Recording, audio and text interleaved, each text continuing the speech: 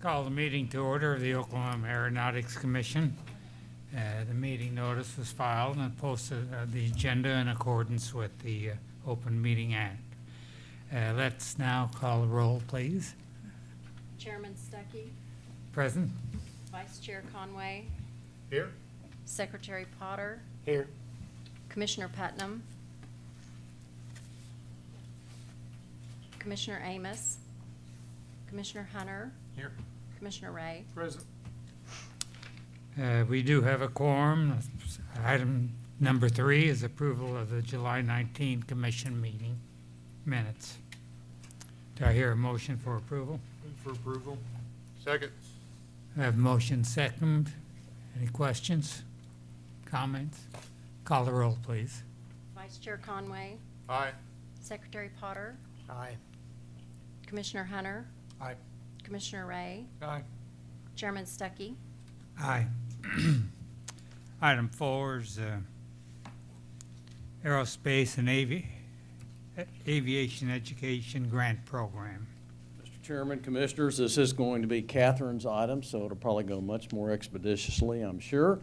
But just very briefly, unless you were under a rock somewhere, I think most of you know, and you knew in advance, secretively, the announcement about the economic impact of aviation and aerospace in Oklahoma.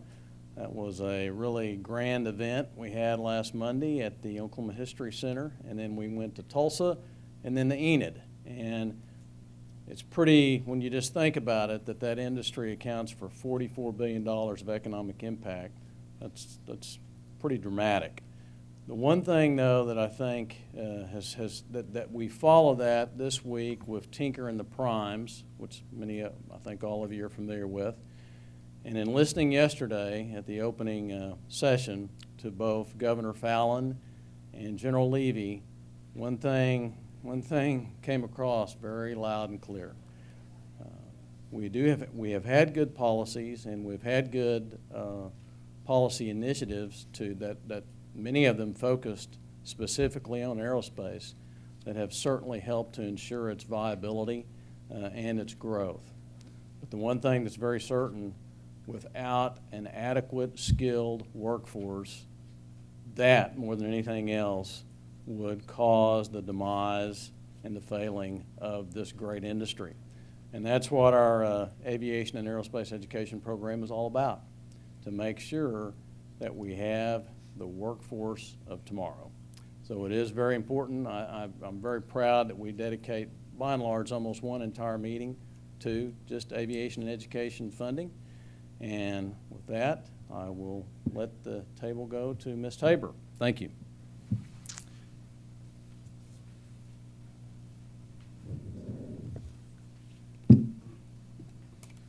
Good morning, Commissioners. I would like to thank everyone for being here this morning, especially our educators who came from all over the state to share their programs with you. The Oklahoma Aeronautics Commission recognizes the importance of aviation and aerospace education for Oklahoma's students.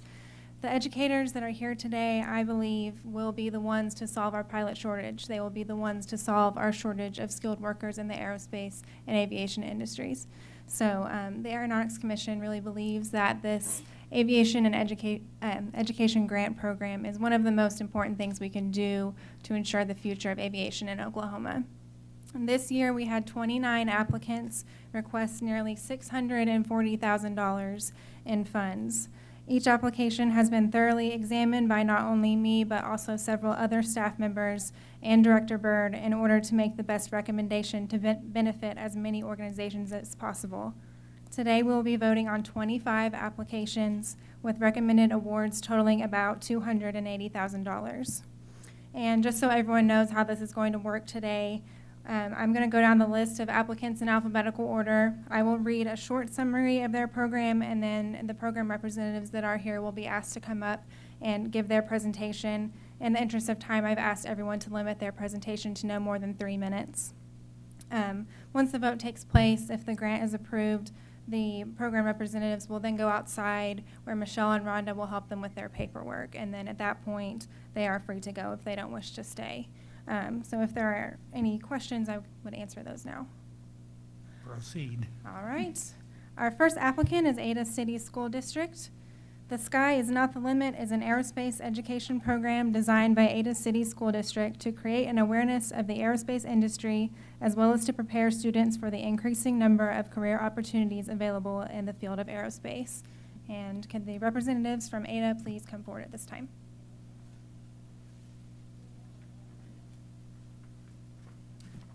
Thank you, Ms. Tabor. Thank you, commissioners, for allowing us to be here today. It's our pleasure.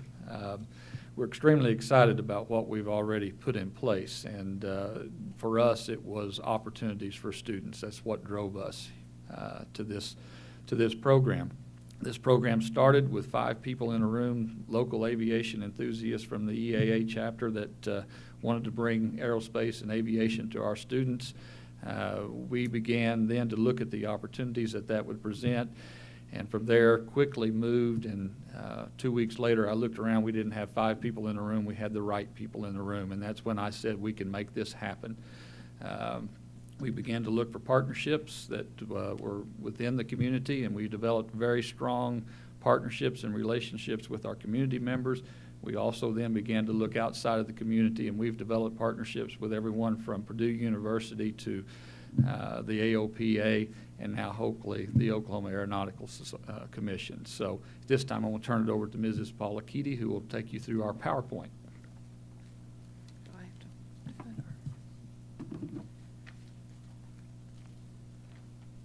Thank you, Director Byrd, commissioners.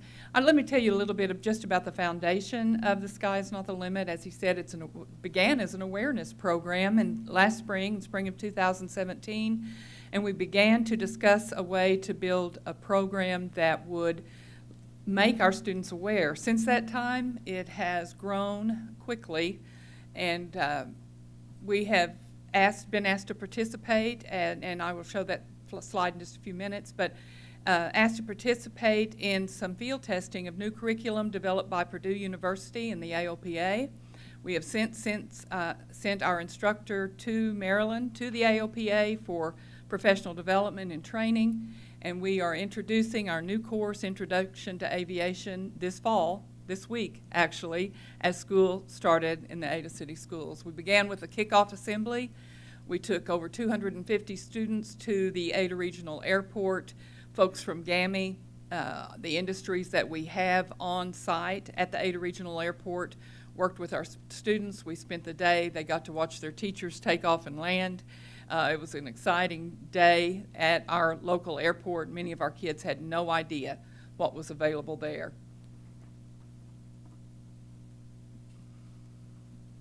Catherine.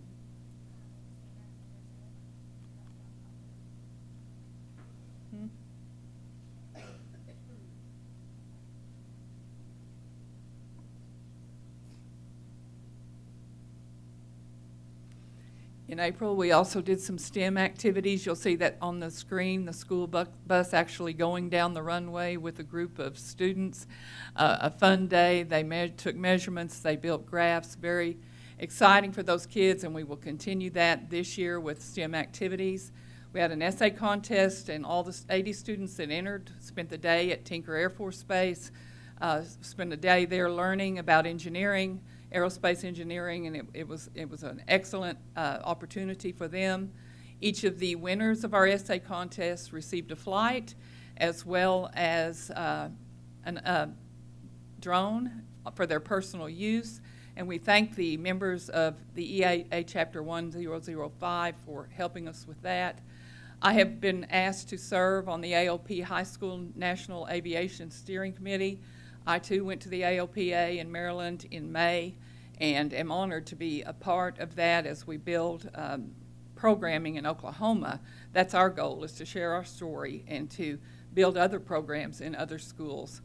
As I said, we were one of 31 schools in the nation, the only school in Oklahoma asked to field test this new curriculum, so we're very, very excited about that. There's Ms. Appleman, our lead teacher, and the members of the AOPA, when they come to Max Westheimer on September 9th, are going to come to the Ada City Schools on September the 8th and video AOPA Live in our classroom. We're very excited about that, and we were featured this month in, if you received the pilot magazine from ALPA, our story is featured in the September issue. So we're very pleased. We got to go to Seattle to the Boeing campus last year, and we took a lot of information there, and from that we have begun to build our program. Thank you. Any questions? Okay, thank you. Thank you. The amount recommended for this, the amount requested for this program was $25,372. Staff recommends $15,000. I'll move to approve. Second. Motion second, discussion, questions? Call the roll. Vice Chair Conway, Aye. Secretary Potter, Aye. Commissioner Putnam, Aye. Commissioner Hunter, Aye. Commissioner Ray, Aye. Chairman Stuckey. Aye. Next, we have Cameron University for their Kids Aviation Camp. Representatives from Cameron University cannot be here today, but I will read a portion of the letter they have provided, and the full letter is in your folder. Dr. Stacy Garrett and Dr. Michelle Smith from Cameron University look forward to implementing Kids Investigating and Discovering Science Aeronautics Camp. Our first goal is to serve local and underprivileged children, K through 6th grade, with a high-quality, hands-on science learning experience. Our second goal is to educate children about career opportunities within the field of aeronautics. The third goal is to provide individuals currently in training to become teachers with meaningful experiences in aeronautics that will impact their future students. Our fourth goal is to explore transformative learning methods with science to engage students and increase students' interests, thus increasing Oklahoma's aerospace workforce. Thank you for your time and consideration. This again is Cameron University Kids Aviation Camp. The amount requested was $23,600. Staff recommends $10,300. Can I point out that we just declined a program at Ada that serves 875 students? Their original ask was $28.90 a student. And we declined $10,372 of that. And again, even at $28 a student, but we're giving $10,300 or proposing to give $10,300 to Cameron. That's $103 a student. And it serves only 100 students. It doesn't have nearly the reach that Ada had. Why did we cut the program for Ada and in turn recommend support for Cameron? Right, so what we have found is that looking at the amount per student is actually very difficult just because these programs are so different and they all have different factors and different items that they're asking for. Whenever we review these, we go through each item and we determine what's going to be the best amount based on the information we have for each program and how can we make our budget stretch as far as possible and benefit as many students as possible. So and we did try looking at the cost per student, but it's just very difficult because all of these programs are so different from one another. Thank you. What's your pleasure? I move for approval. Second. We have a motion, have second. Any other questions? Call the roll, please. Vice Chair Conway, Aye. Secretary Potter, Aye. Commissioner Putnam, Aye. Commissioner Hunter, No. Commissioner Ray, Aye. Chairman Stuckey. Aye. Item C. Next, we have Enid Public Schools for their elementary STEM pathway. This program lays the foundation for students to eventually enter the pre-engineering aerospace pathway at the high school level. And I believe we have a representative from Enid here today.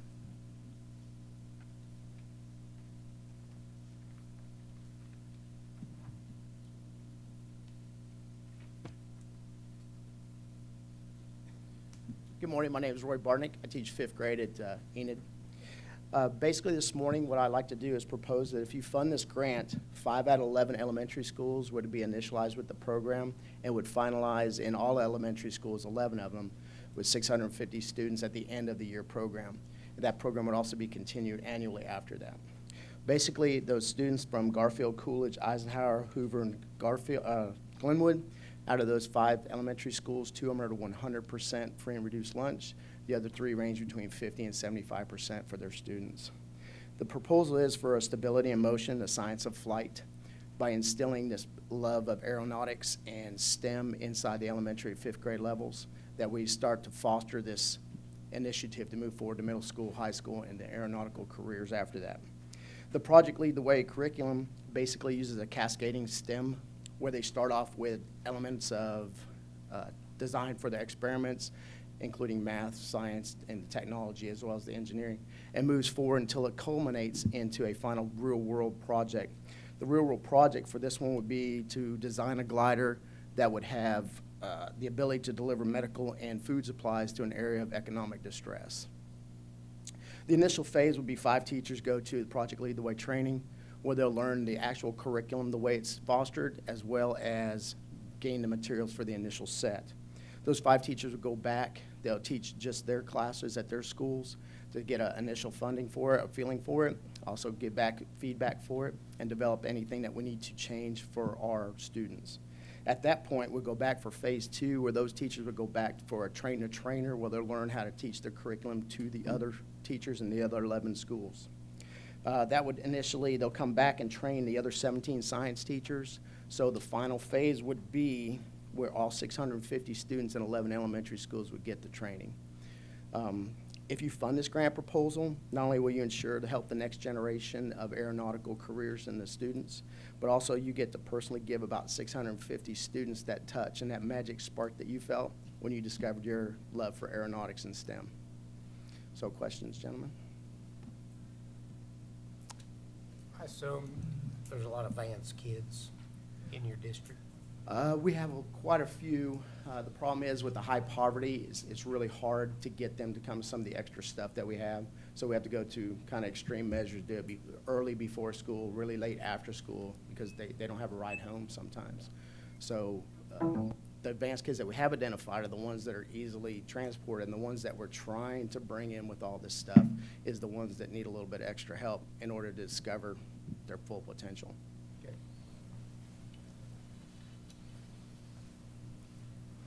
Gentlemen, what's your pleasure? I move that we support this project. Second. We have a motion and a second. Any other questions?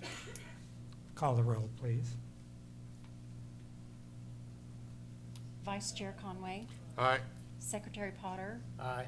Commissioner Putnam, Aye. Commissioner Hunter, Aye. Commissioner Ray, Aye. Chairman Stuckey. Aye. So ordered. Thank you. Thank you, gentlemen. Item D. Next, we have First Robotics Competition. First Robotics uses STEM to inspire youth to pursue careers in technology, including aerospace engineering. And I believe we have Mr. Harold Hawley, and he also has a video.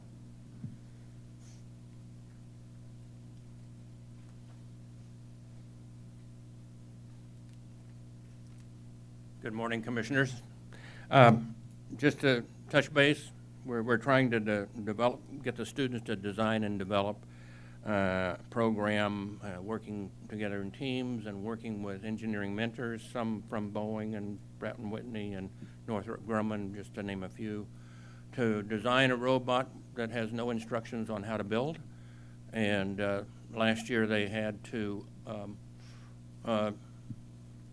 move gears to a fictitious airship in order for the airship to get the propellers to spin using thrust and drag so they don't overshoot the gear placement station.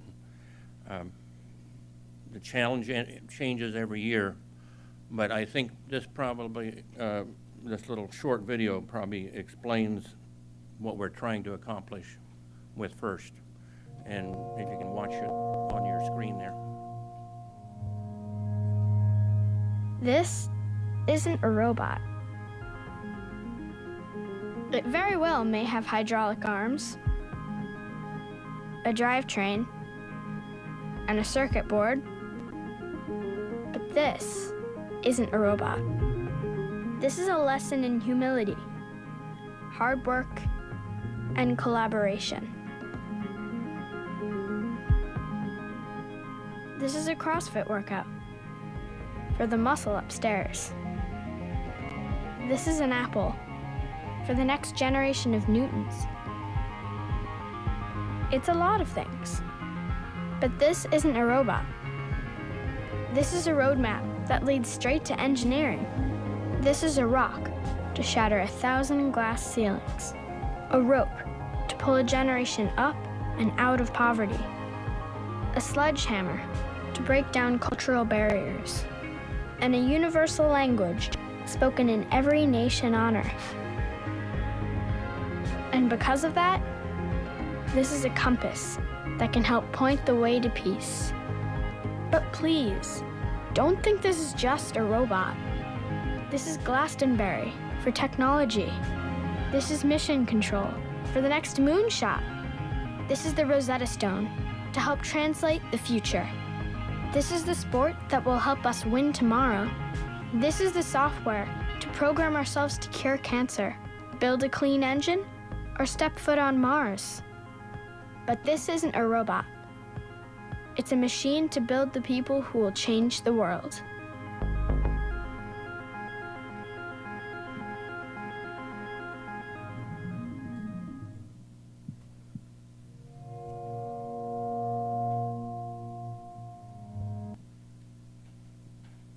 Questions? How many schools across Oklahoma come to this? We have 51 currently, with 3 on board more, 51 in Oklahoma at the high school level. And also represented in the video was Lego League and First Tech Challenge, another 70 different schools that are doing First Tech Challenge, and 160 elementary Lego League teams across the state. I'll move for approval. Second? I have a motion second. Any other questions? Call the roll, please. Vice Chair Conway, Aye. Secretary Potter, Aye. Commissioner Putnam, Aye. Commissioner Hunter, Aye. Commissioner Ray, Aye. Chairman Stuckey. Aye. Thank you. Item E, Fort Gibson. Next, we have Fort Gibson High School for the Fort Gibson Robotics Program. A representative couldn't be here today, but I do have a letter, and I'll read a portion of that. And again, the full letter is in your packet. Let us once again express our deepest appreciation for your generosity in this grant. Your grant will be providing us the necessary opportunity to update the electronic systems on our robots to the most current components. Students will be learning how all these components work together, how to program the components, and the actual nuts and bolts of the assembly. My background in Army aviation assures me that these skills are in demand and will serve as a basis for a lifetime of learning engineering and manufacturing practices both in and out of the aviation community. And the amount requested was $3,000. Staff recommends $1,600 for this program.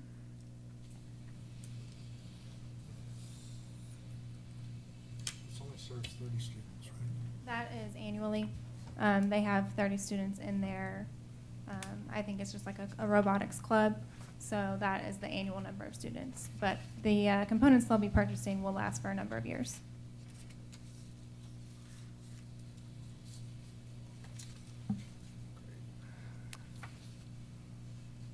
I'll move to approve.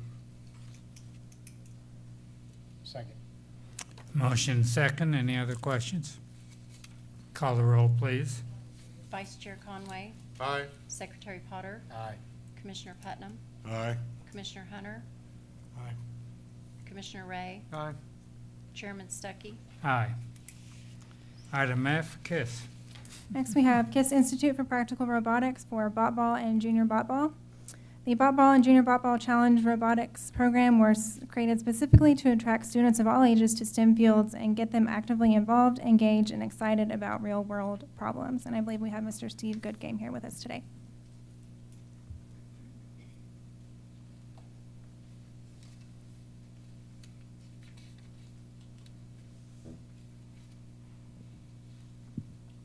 Good morning, Commissioners. Didn't bring a slick video, didn't bring a PowerPoint. I think most people are probably aware of what the program is. We're very similar to FIRST with the exception that we focus on autonomy and teaching kids how to write computer code to control those robots. So a couple of updates for you. The elementary program, which we began expanding about 3 years ago, is now reaching, I just got the results back last week, 4,000 elementary kids in Oklahoma. And the cool thing about this is almost half of those are in-school implementations. So what we're doing at that elementary level is we're putting it in the school day with a regular teacher. And what's really cool about that is that means that our participation is 50% girls. And we also get the demographic of the school. So we had 2 big elementary events. At one of them in Oklahoma City, we had almost 1,700 elementary kids writing code, kindergarten through 5th grade. The next weekend in Tulsa, we had about another 1,700. So if you put that on there, 3,400 kids writing standard C code in elementary school, taught by their teachers, we're extremely excited, and you should be as well. Now, to add to that, we've gone back and we've taken the math standards, and we've applied all the math to it. So what we're doing now with this program is we're teaching them how to do math and mastery in math concepts using a robot as a manipulative coupled with the code and the engineering. We think this is a win-win for Oklahoma. So the Ball program at the middle school, these kids are transitioning up and they want to continue to write code. So we see the programs growing. Questions? What kind of feedback are you getting from not just the students, but also the parents and teachers? When I run an elementary event, well, let's put it this way. When I run a middle school, high school robot event, a competition, I'll have 70 teams. I'll have probably 1,500 people present. When I run an elementary event, I'll have 4,000 people present. It's because the parents are still engaged. They bring their brother, they bring their sister. They absolutely love it. The teachers absolutely love it as well because they actually get time to do it in the classroom and they see where the math applies. How long have you been doing this? It's been quite a while, hasn't it? So the Ball programs have been in Oklahoma since 1997, the middle school, high school. The elementary one, we're now in our 4th year. Yeah. At $3.50 per student, you're packing quite a bang for the buck. Excuse me? At $3.50 a student, you're packing quite a bang for the buck. That's packing a big bang for the buck, yes. Make a motion to approve? Second. Commissioners, let me make a procedural note.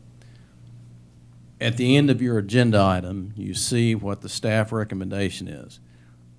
If you could please, either let Ms. Tabor announce that, as we usually do if airport grants, or note that in your motion, that your motion is for that amount or it's for a different amount. That's your pleasure. But it'd be better for the record if you all are saying the amount. And it's very clear to the audience what you're approving. So your motion is to award, The recommended staff amount of $10,500. Thank you. okay, call the roll, please. Vice Chair Conway, Aye? Secretary Potter, Aye. Commissioner Putnam, Aye. Commissioner Hunter, Aye. Commissioner Ray, Aye. Chairman Stuckey. Aye. Item G,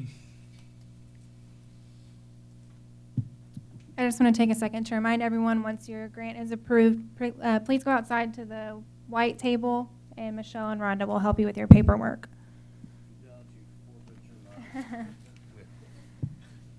The next item is for Merritt Public Schools for their program titled Blast Off. Our representative from Merritt couldn't be here today, and again, I'll read a portion of the letter that she sent. Merritt Public Schools feels very honored to have the opportunity to present our Blast Off grant proposal to the Commission. The goal of the project is to expose all students to different aspects of engineering, math, and science. Students will be engaged throughout the building and launching of model rockets. The project will incorporate math, science, and STEM. Math students will participate by measuring and graphing launches. Students will be led in discussions involving all aspects of construction, flight, performance, and landing of the rockets.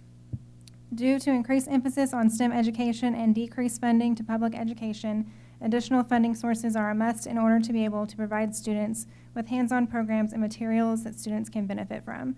Thank you so much for your time and consideration.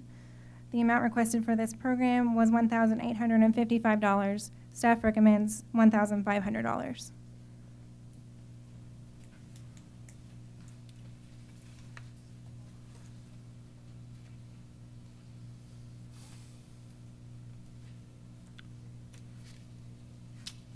What's your pleasure, Commissioners? I support this program for the $1,500 staff recommendation. Second. We have a motion. Do we have a second? Second. All right, motion second. Call the roll, please. Vice Chair Conway, Aye. Secretary Potter, Aye. Commissioner Putnam, Aye. Commissioner Hunter, Aye. Commissioner Ray, Aye. Chairman Stuckey. Aye. Item H. Next, we have Metro Technology Centers for their ACE Camp. The goal of the Aviation Career Exploration Camp is to expose 7th and 8th grade students to careers available within the aerospace industry. And we have some representatives from Metro Tech here today. And the staff recommends $13,240 for this program.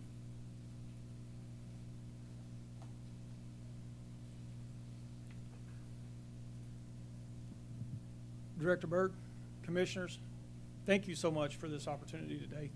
Also, thank you for the past 13 years of support that we've had from you guys.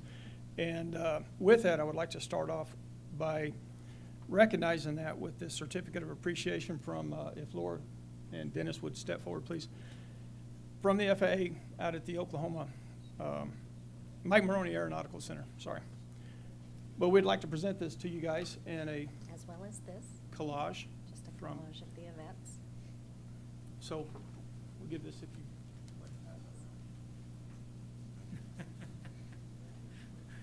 All right, Jane, you.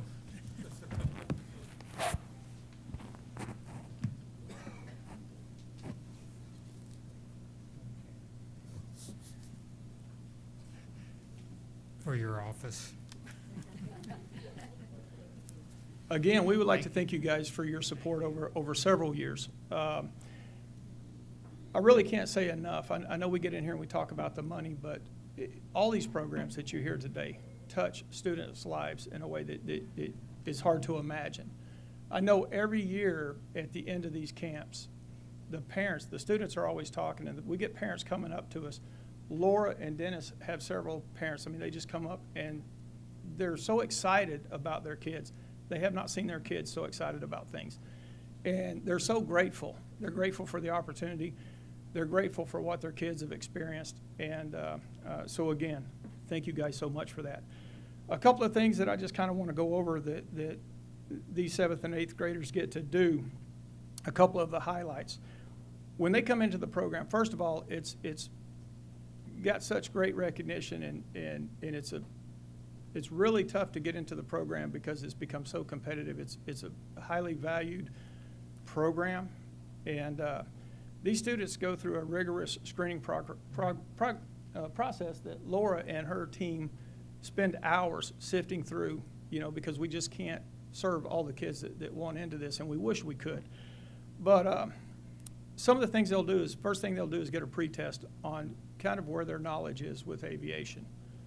And at the end of their experience, we'll take a test again so we can kind of measure some of the things they've learned. And the things they get to do, they'll learn about weather, they'll learn about physics, aerodynamics. They also get to learn about all the different parts of an airplane. They get to go out and touch and feel and have a little test and a game on that. They'll also get to go over to the Mike Maroney Aeronautical Center, and they get to actually get in a flight simulator and experience kind of what it's like to be a pilot. They also go over to FAA and get to learn about how the seats in an aircraft are tested for safety and some of the things that go into that to make an aircraft safe to fly. They get to actually go in and taxi an aircraft and experience what that's like. They get a tour behind the scenes at Will Rogers World Airport. They also get to go out to the fire station and get to hang out with those guys, and they just have a great time and experience. Also get to go to Air Traffic Control Center and see kind of behind the scenes what goes on there. They'll also do a Lego Mindstorm, which is where they kind of build, I guess it's like a robotics. They get to experience some of that. We bring various people in to speak to the class on different topics. They get to learn from flight instructors and experts in the field on different topics. They get to go out and actually see, this time they got to have a warbird that we had somebody fly in for, so they got to go out and look at that, and that was pretty exciting to everybody. They get a little bit of rockets. They get to go out and build and test rockets. The experience they get in 1 week is pretty full. It's pretty hands-on. We bring in several experts. We have a lot of volunteers, and like I said, the excitement at the end of this is just unbelievable. Not from the kids only, but their parents. And so it's a great opportunity.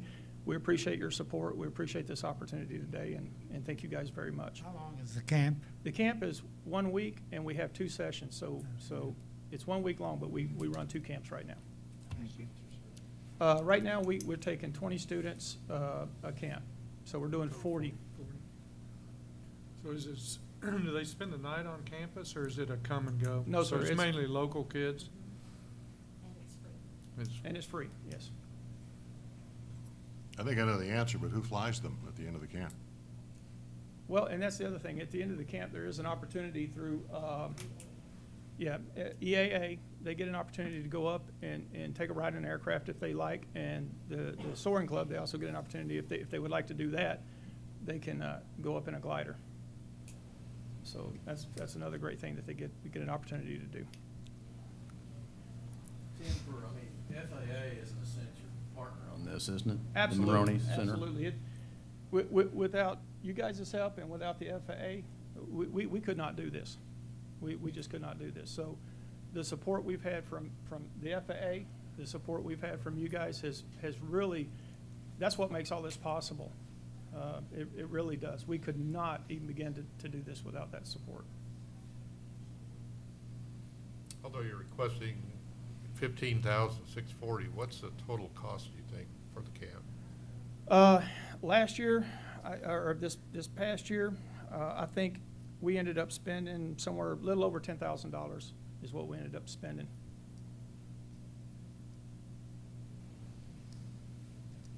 What's the primary driver of your costs? Is it faculty costs or? Primarily, the cost is, we have a lot of volunteers, Metrotech, the FAA volunteers. A lot of our primary drivers are some of the rocket kits that we buy, the robotics kits. It's transportation, meals. Am I leaving? Yeah, oh, and iFly, I forgot about that. Something new that we've kind of added, I think this was the second year we did it, but they get to go to iFly. They get that component about physics and aerodynamics, and they get to experience and see how that actually affects on their body and how that can be a wing surface, and they just have a great time. So that's kind of a cost driver as well. If your cost is 10 grand, why is the ask 15? We would like, if we can expand, and every year, when we set this up, we kind of have a pretty good idea of what we're going to spend, but with inflation, cost changes, and as we start booking some of these events, we might have a potential where we would have to say no because an unforeseen cost has risen or raised. And if I just budgeted exactly for what we spent last year, I can't guarantee that cost is going to be the same this year. Do you anticipate accepting more students into the program with the increase in funding? If the opportunity arises, I think that would be a great opportunity to grow. I will say that there is a waiting list, but the federal aviation, these are volunteers, and it kind of takes away from their time. If we could bring in more and we could grow this, I think that would be a great opportunity in the future and definitely something we could look at. Cost per student is extremely high, but it is intensively aviation, where some of the others are not specifically aviation. Right, this is aviation driven, correct. Any other questions? Yes, sir. Is that the main limitation, Tim, that it's more of a manpower, labor, the ability to meet the requirements of the program? But you also, is that what drives your pre-screening process, your application process? Right now, I would say the manpower, the volunteers taking off time from work.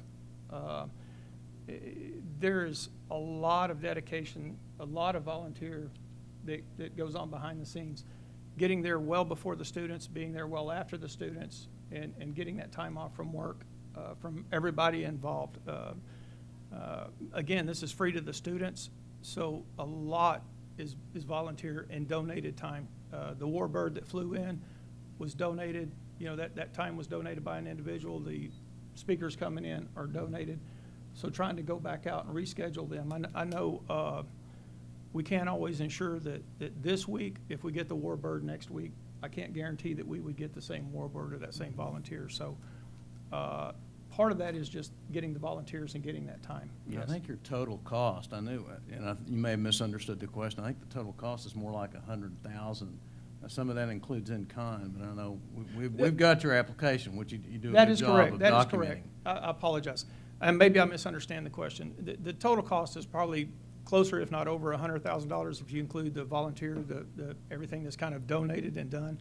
The actual receipts for what was spent that we had to buy was a little over $10,000.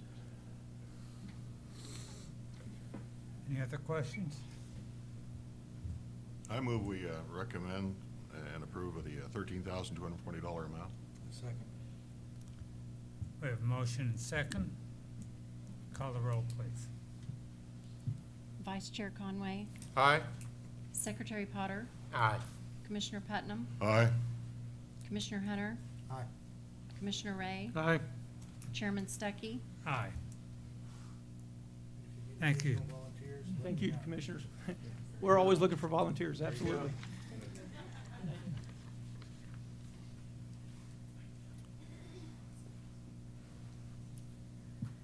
Next, we have the Newspaper and Education Institute. Soaring Oklahoma Aerospace and Defense Program includes 8 lesson plans published digitally and in the Oklahoma newspaper and delivered in classroom sets to registered teachers. And staff recommends $5,000 for this program, and I believe we have Ashley Howard with us today.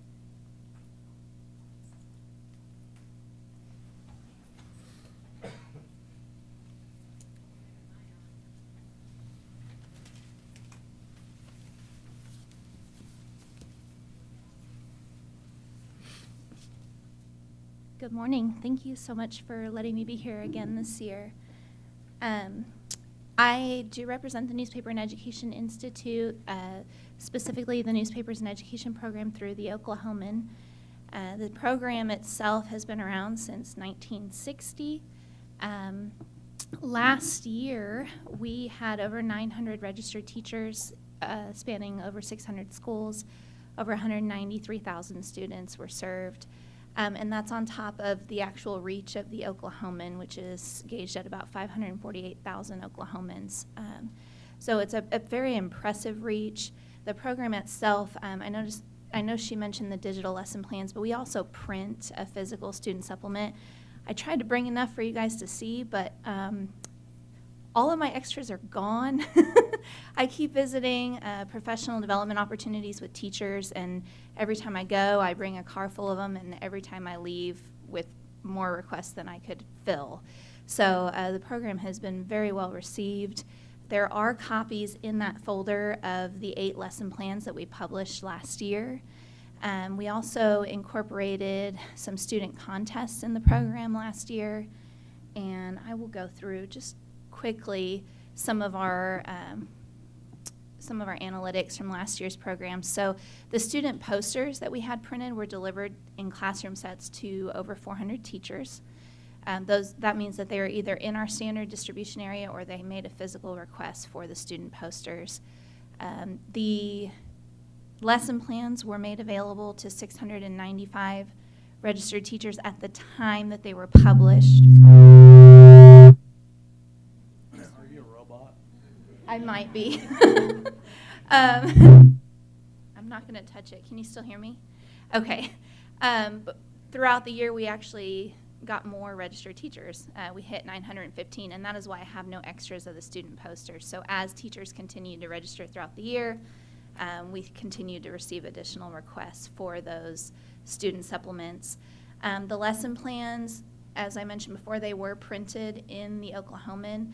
They were accessed digitally over 24,000 times, which is pretty incredible, and that's on top of the reach of actually publishing it in the paper. one of our lesson plans did promote the Aeronautics Commission's art contest, and I had these numbers available, but last year we doubled the entry, or year before last, doubled the entries. I think we hit about 250. This past year they had over 1,100 entries. I got to go see the process of them going through all of them. Got to sit through the students actually getting their awards and being recognized for their artwork. It was pretty incredible. We also did an aerospace scavenger hunt where students explored aerospace within the state of Oklahoma, and we had 114 student entries. This year was the first year that we included that component, so that was pretty neat as well.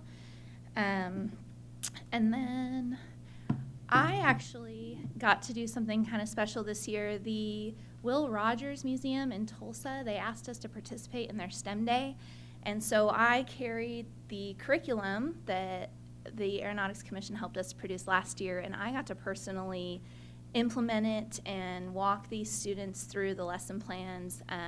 They had a paper airplane flying contest, and it was a really neat experience for me because typically I pass this off to the teachers and they do their thing, but this time I got to play teacher, and so it was pretty neat to be a part of that. They brought a helicopter out, and the kids got to sit in it and watch it take off and land, and so a really great program, and it was a lot of fun for me to see the curriculum coming to life. And we're going to do it again this year if we can bring in the funding to print the supplement, and 100% of the funds do go towards the cost of printing. Everything else is donated in kind, including the curriculum developers' time and all of that. So, Is this geared for? I'm sorry? What grades are you gearing this for? So last year it took standards between 6th and 9th grade. I'm speaking off of memory here. So some of the standards might be a little more complex if it's being put in a middle school, but everything's written at about a 4th grade level. We try to keep the language plain while explaining complex topics, and we did a lot of vocabulary, and they did some exploring of careers in aerospace. So the career research had them looking at a variety of careers, not just pilots, but mechanics and folks that run airports, and varying education levels, and what it would take to participate and become a career that is a part of the aerospace industry. Y'all make me nervous. They're not judges. I know. I don't know why. How do teachers register for this? Well, they go online and they fill out a free application. It is 100% free. I also travel all over during the summer and put on professional development opportunities and help them to register that way. This year, going into the school year, we're already at 743 registrations, and it's the first week of school. So we actually think our registrations are going to surpass last year's significantly, which is incredible. Okay. I move for approval of the staff recommendation of 5,000. Second. We have a motion and a second. Call the roll, please. Vice Chair Conway, Aye. Secretary Potter, Aye. Commissioner Putnam, Aye. Commissioner Hunter, Commissioner Ray, Aye. Chairman Stuckey. Aye. Thank you guys so much. Thank you. Chairman, if I may, Ashley, I wanted to thank the Oklahoma Editorial Board for its recognition of our economic impact study and the importance of aviation and aerospace in our state. Thank you. Item J. Next, we have OK2 Grow for the Oklahoma Education and Industry Partnership. 300 Oklahoma 5th through 12th grade STEM teachers, counselors, and administrators will be exposed to 3 of the 5 wealth-producing industrial sectors in Oklahoma in 3 regional 3-day workshops, presentations, field trips, networking, and discussion events. And I believe we have Stephanie Cameron with us here today. Staff recommends $7,500 for this program. Good morning. My name is Stephanie Cameron, and I'm representing the Oklahoma Education and Industry Partnership today, which means I have the privilege of working with General Ben Robinson, who most of you probably know. Through his vision and leadership, this program has been in place for about 10 years now, In 2017, we were able to expand the program with a partnership with Career Tech and OK to Grow. So now, instead of just being in Oklahoma City, it is in Lawton, Oklahoma City, and Tulsa. And we were able to serve about 300 teachers this year, and we plan to do the same next year. These teachers are able to experience the different wealth-creating industries within the state of Oklahoma. They're able to hear from industry leaders. They're able to take tours of local companies. They have relevant workshops. And so, in the words of Ben Robinson, this helps them to bring relevance and rigor into the classroom. These teachers spend a significant amount of time with students, and so they're able to translate what they learn through these experiences with students that they interact with. We also provide stipends and gift cards for the participating teachers. We were able to bring in more industries this year, including American Airlines, Spirit Aerosystems, Nordam, all in the Tulsa region, along with Flight Safety. They tour Tinker Air Force Base here in Oklahoma City. So we appreciate the support over the years, and we ask for your consideration for this year. Any questions? I see you reach about 300 teachers, is it? Yes. Any idea how many students? If they have about 20 to 5 students per class, that expands it exponentially.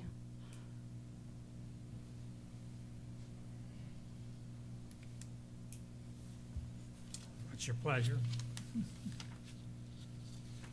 Well, I'll move to approve the requested amount for the staff approval of $7,500. We have motion, we have second. Call the roll. Vice Chair Conway, Aye. Secretary Potter, Aye. Commissioner Putnam, Aye. Commissioner Hunter, Commissioner Ray, Aye. Chairman Stuckey. Aye.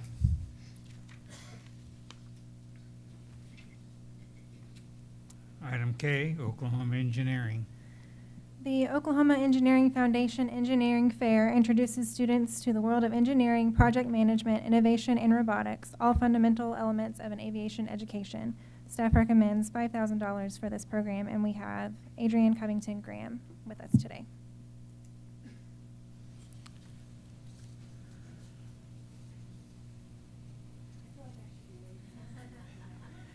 Good morning.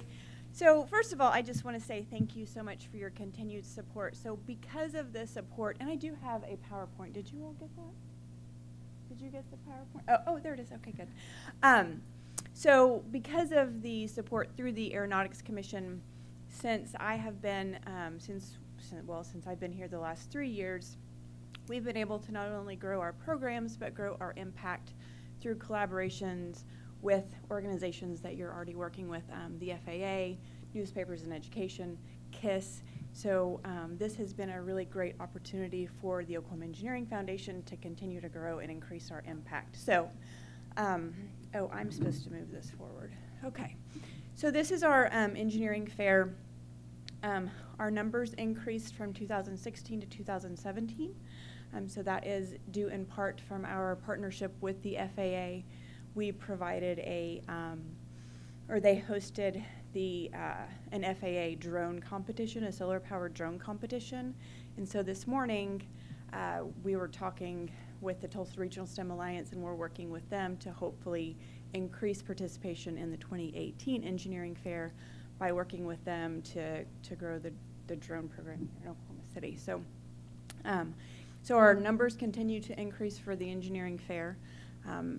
Part of it also is through our partnership with Newspapers in Education, because they help get our curriculum out for our competitions. And then this is our Math Counts competition program.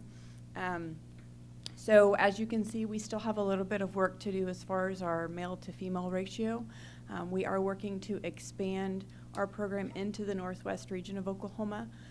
We'll have a competition in Alva.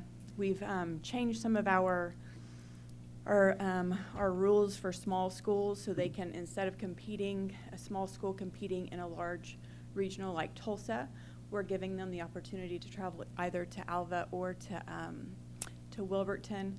Those are smaller regionals, and so those students will actually get more exposure to those complicated math programs and be among their peers in the rural school areas. And then these are our 2018 dates, so I invite you all to come out to a math counts competition. They are on Saturdays here in Oklahoma City and in Tulsa and across the state. Our Future City competition, OEF is also a sponsor by way of my time. I give up my time to that competition. And then our engineering fair, our date hasn't been completely finalized, but it's always the week. It's during Engineers Week, so it's going to be that Wednesday. So we just have to get final confirmation from the Science Museum. And a couple of new exciting things that have happened since the last time I saw you is OEF is now the nonprofit sponsor of the Central Oklahoma STEM Alliance by way of my time. So OEF's mission is to increase the number of STEM opportunities for students in the state, and COSTEMA is really focusing on teacher professional development. So for every one teacher that you can provide professional development to, you have an impact of approximately 127 students. So we're providing opportunities for teachers to increase their STEM knowledge so that they're more comfortable in their classroom. We're focusing on 4th through 8th grade teachers because we want to get those students captured early. So COSTEMA is a new thing for OEF, and we're continuing to grow. And so we just finished our first training of our leadership development program. So we had about 23 teachers, and so we'll carry this program throughout the year, where we will meet quarterly. These teachers are identifying a problem of practice in their building or within their district, and then we'll be working with them throughout the year to help address that problem of practice centered around STEM. So why do we do this? Because we have to increase the number of females who are interested and can continue to pursue a STEM education. This is a picture of our solar-powered drone competition. I believe this young lady placed second. This was actually a really interesting competition to watch because it was very difficult, and I don't know that the students really expected how difficult this competition was going to be. And so to watch how tenacious they were to make sure that their drone was going to get some liftoff was really exciting. So they were determined to make sure that because I mean the prizes were good prizes. So, but really just to make sure that they were continuing to work and learn through the process. And then our partners at the FAA were very kind in helping to coach them through that as well. So we hope to grow this competition in particular through some partnerships as we lead up into the engineering fair. There's another. This is a Rube Goldberg machine at the engineering fair. It's another. I might be a little biased on as far as the pictures of females because I think it's important for them to be represented. And so this is all of my contact information. So again, because of the support of the Oklahoma Aeronautics Commission, OEF and COSTEMA is now continuing to grow and to increase our impact. So do you have any questions for me? Any questions? You might also contact the 99s. I'm sure they would support this. I'm sorry? You might also want to contact the 99s. Okay. I'm sure they would support it. Okay, great. It's a female aviation organization. Fantastic. Thank you for that recommendation. Do you have a person I should contact? Do you know a contact? I'm not sure who the president is this year, but it's the Amelia Earhart Foundation. Okay. Yeah, the headquarters are in Oklahoma City Airport. Yeah, I'll go there today. Thank you. I move that we authorize a staff recommendation for $5,000. We have a motion and a second. Call the roll, please. Vice Chair Conway, Aye. Secretary Potter, Aye. Commissioner Putnam, Aye. Commissioner Hunter, Aye. Commissioner Ray, Aye. Chairman Stuckey. Aye. So ordered. Item L, Oklahoma State. I'll just take a quick second to remind everyone that is left. It's already 11 o'clock and we're just about halfway through. So everyone that's left, please just make sure to expedite your presentation so we don't fall behind. Oklahoma State University Speedfest is now in its 8th year. It's an exciting high-speed aircraft design, build, fly competition, which is intended to foster enthusiasm for aviation and STEM in general. Staff recommends $12,500 for this program. Good morning, sirs. My name's Andy Arena. I'm a professor at OSU. And SpeedFest arose out of our approach to training aerospace engineers. We got a strong belief that unless an aerospace engineer actually has to build a vehicle, they never see consequences of their decisions, whether it be to operating it or servicing it or producing it. And so that's where it started. And we had a goal to create the most challenging aerospace design competition in the world at the collegiate level. We've competed in a variety across the country.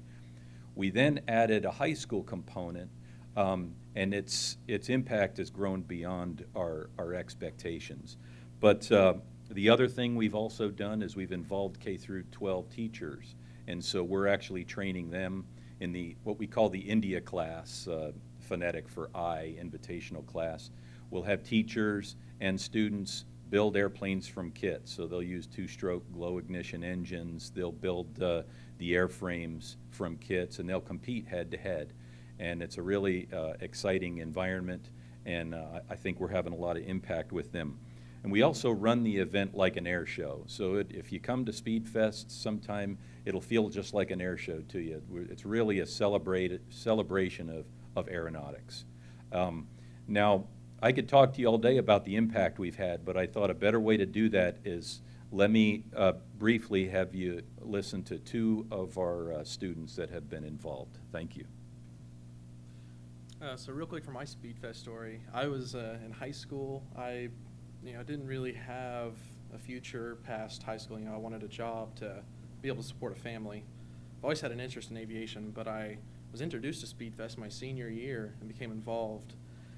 And it changed my life. I ended up going to OSU, and I just graduated this last year with a degree in aviation and just started in Oklahoma in an aerospace job. So it's made a huge impact on me, and I know of many others who it's also made the same impact. Good morning. So, like my friend here, I started out in high school doing SpeedFest, and originally I had always had a love for aviation and aircraft design in particular through the Aerospace engineering program.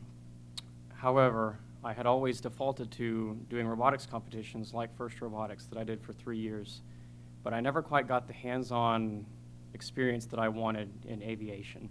I couldn't find any programs that offered that until a teacher reached out to me, and which had been reached out from Dr. Arena to do SpeedFest the first year at the high school level. I did that competition, and it really changed the course of my career personally. From then on, I was addicted to aircraft and aviation in general, and I ended up majoring in aerospace engineering at Oklahoma State, continuing my work with SpeedFest, and as of right now, I'm about to graduate with degrees in aerospace and mechanical engineering in next spring. So it's changed my life, and I know it will continue to change other lives, especially as we continue, myself and my colleague here, continue to mentor other teams and other individuals from other schools to share what we've learned through SpeedFest. And there really is no other competition like it. I don't think anywhere I've seen of anybody that, from where I've traveled through different schools and stuff, are able to get this type of hands-on experience through building and designing aircraft. Thank you. Thank you. Is this primarily geared to high school? No, sir, it's college and high school. College and high school? Different classes. Yeah. The college students this year, for example, will build jet-powered stealth drones for the U.S. military. The high school students will build airplanes from kits, and they'll pylon race against each other. Okay. Thank you. Bring in the OSU aviation program at all, of the flyers? Yes, sir. In fact, Mark is one of their graduates. Okay. So you kind of integrate with them on this? Yes, sir. So how do you integrate teachers into your program? We actually make them part of the teams. So there are 4 teams in last year's competition that were made up entirely of teachers. 3 of them we called the Boeing teams because they sponsored 3 of them. One is the NASA team where a NASA space grant sponsored a team of teachers. And they compete against the high school students. We also involve the teachers in our summer training camps with their teams of students. So we involve them a couple of different ways.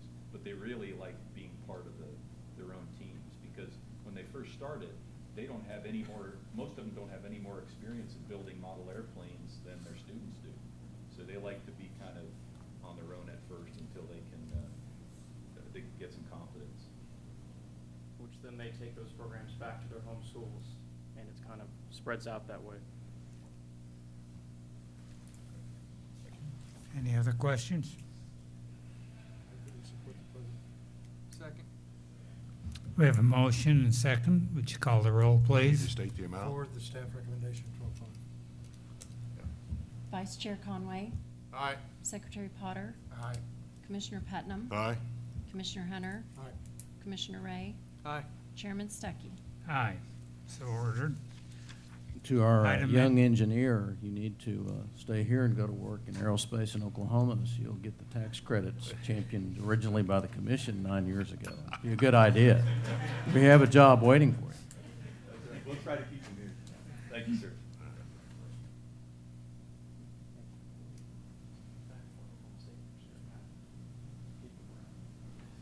Item M. Ponca City.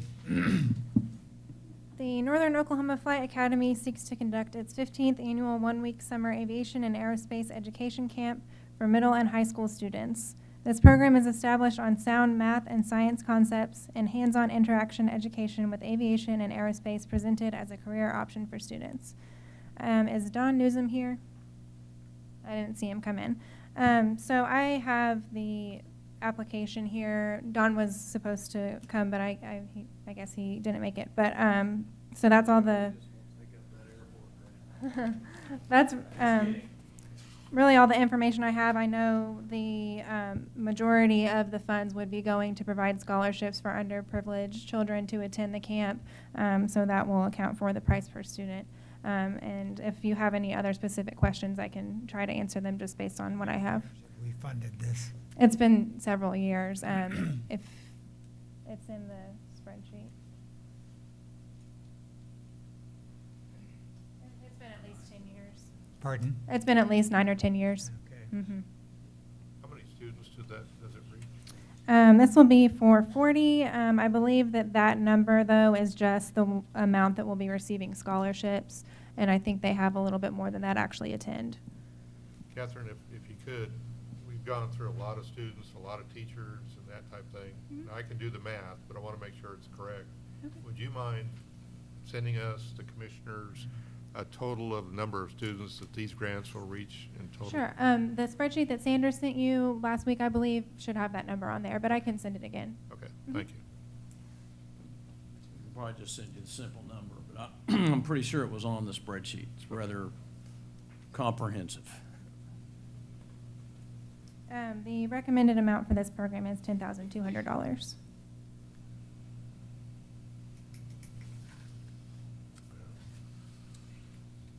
I'll move to approve the staff recommendation of $10,200. Second. We have a motion and second. Would you call the roll, please? Vice Chair Conway, Aye. Secretary Potter, Aye.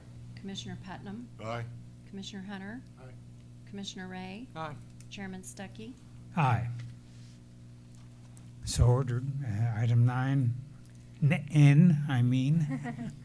Next, we have Rose State College. The goal of the Summer Aerospace Discovery Camp program will be to expose middle school students to the excitement of a career in aeronautics and also to expose them to an educational route to those careers through pursuing studies in science, technology, engineering, and mathematics.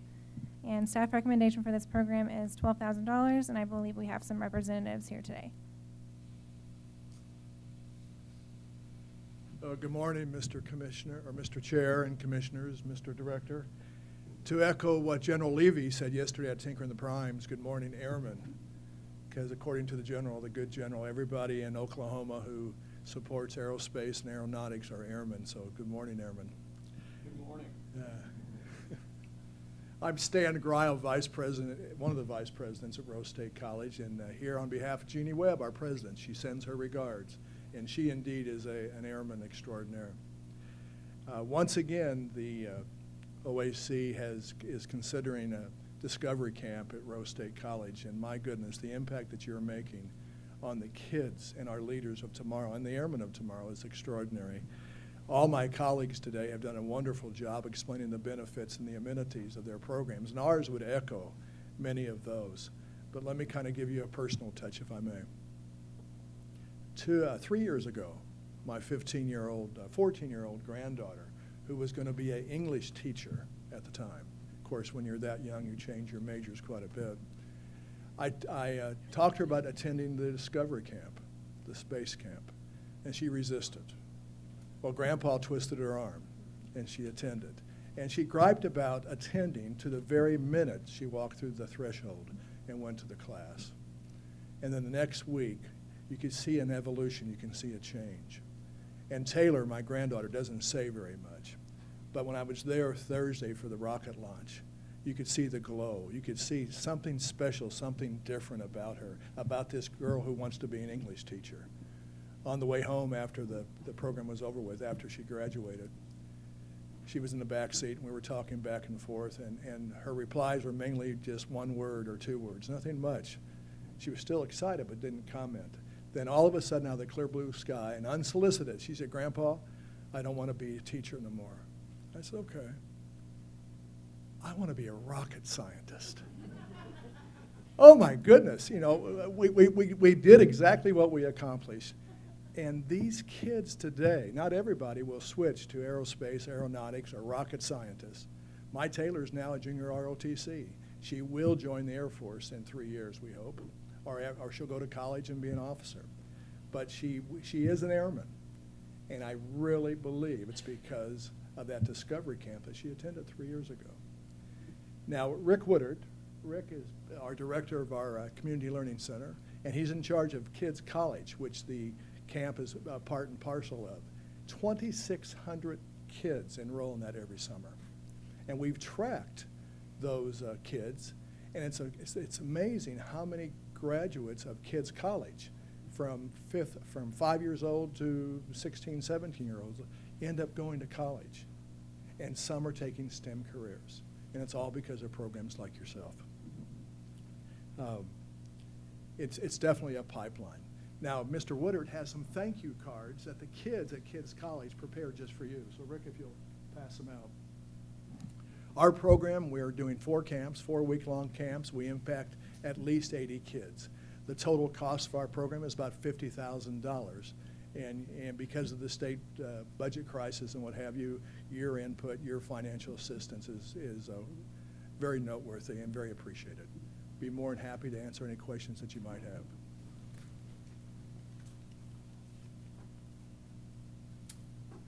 Are you still only serving 80 students? I'm sorry, sir. Are you serving 80 students? Am I serving? Still serving 80 students? Yes, sir. At the very minimum. We also have waiting lists of 20 to 25 each week. So Stan, is it 80 per class, or is it 80 for over 4 classes? 80 total program, 20 per class, Okay. approximately.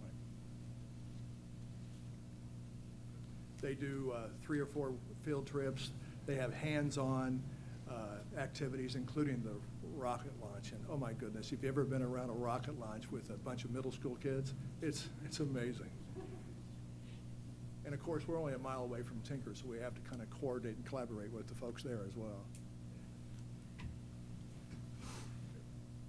That's good. Glad to see some folks collaborate about aerospace issues. That's good to know.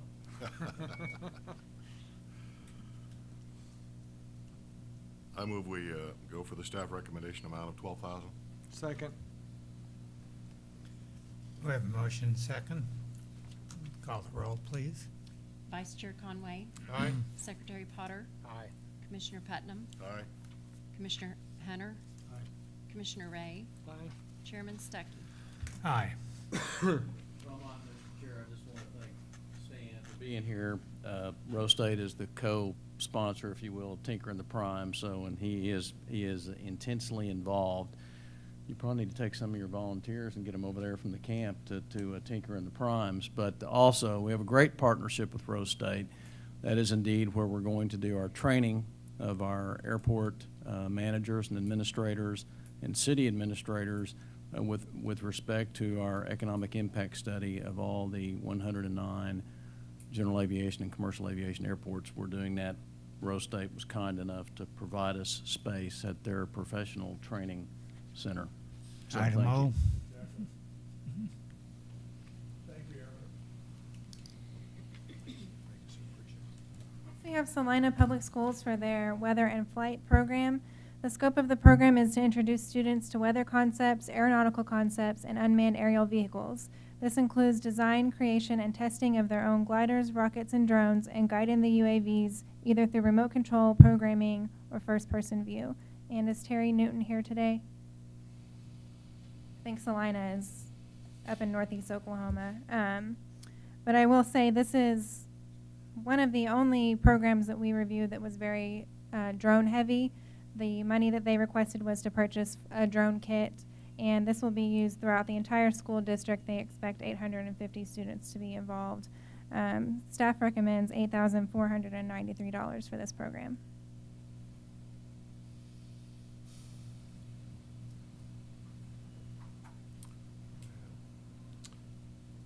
I'll move to approve the staff recommendation for $8,493. We have a motion and second. Would you call the roll, please? Vice Chair Conway. Aye. Secretary Potter. Aye. Commissioner Putnam. Aye. Commissioner Hunter. Aye.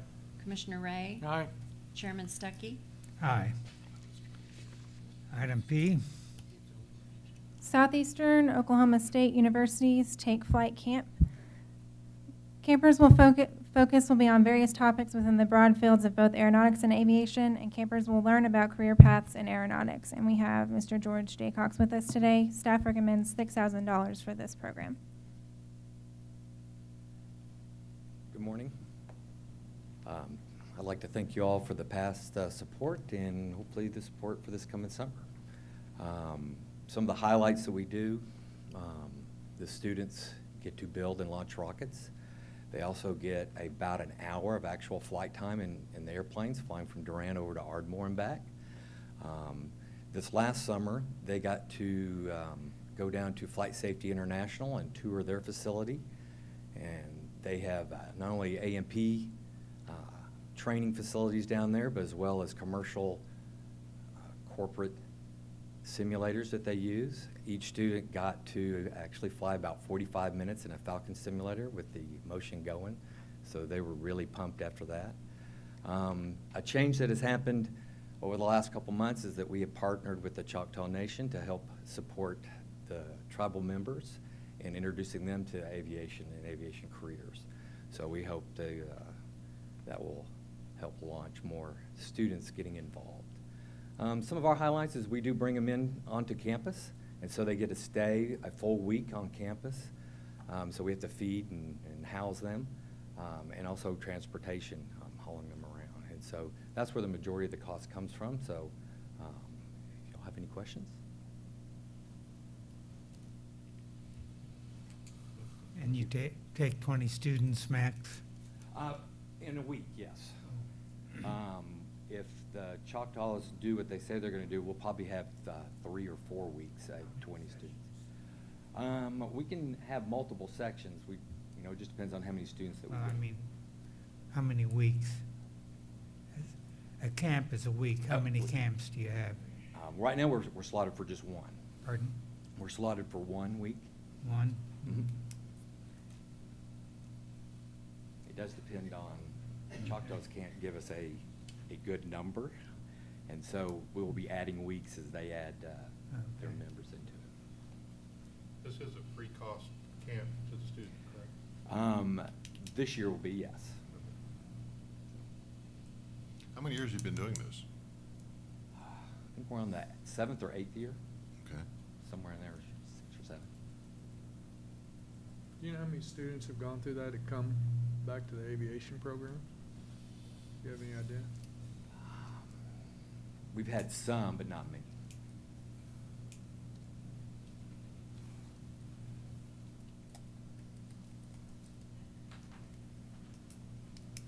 other questions? Chair will entertain a motion. I move to approve the staff recommendation for 6,000. Second? We have a motion and second. Call the roll, please. Vice Chair Conway, Aye. Secretary Potter, Aye. Commissioner Putnam, Aye. Commissioner Hunter, Aye. Commissioner Ray, Aye. Chairman Stuckey. Aye. Thank you. Item Q, Space Pal. Space Pal USA's Space Camp in a Box is a unique STEM-focused aerospace and robotics curriculum for children in grades 5 through 8. This curriculum offers a hands-on approach to learning where students gain knowledge and skills in the subject of air, space, and robotics. Our recommendation for this program is $5,000, and we have Mr. Charlie Dry with us.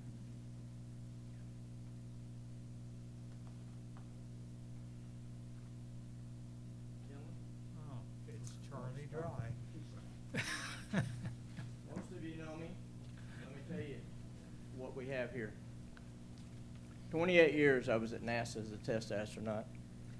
I know the business. I wore every spacesuit and everything they make. I've ridden every centrifuge they make. I've ridden sled tracks at 16.5 Gs. I understand aviation. What I found during that period of time, I was asked to do school lectures. And I found out during that period of time, which we didn't know what we were doing. I knew that teachers didn't know what they were doing. So from there, fast forward to now, I have done, I couldn't even say 100 space camps. The largest I've done was Chickasaw Nation. Anatubby asked me to come down there when I came back to do him a space camp. I did it in 2003, and now it's the largest space camp in the United States. 160, 180 kids. The reason this box is in front of you is because I've ran into so many students in Huntsville. All the space camps are expensive. We don't have any money. Families don't have any money.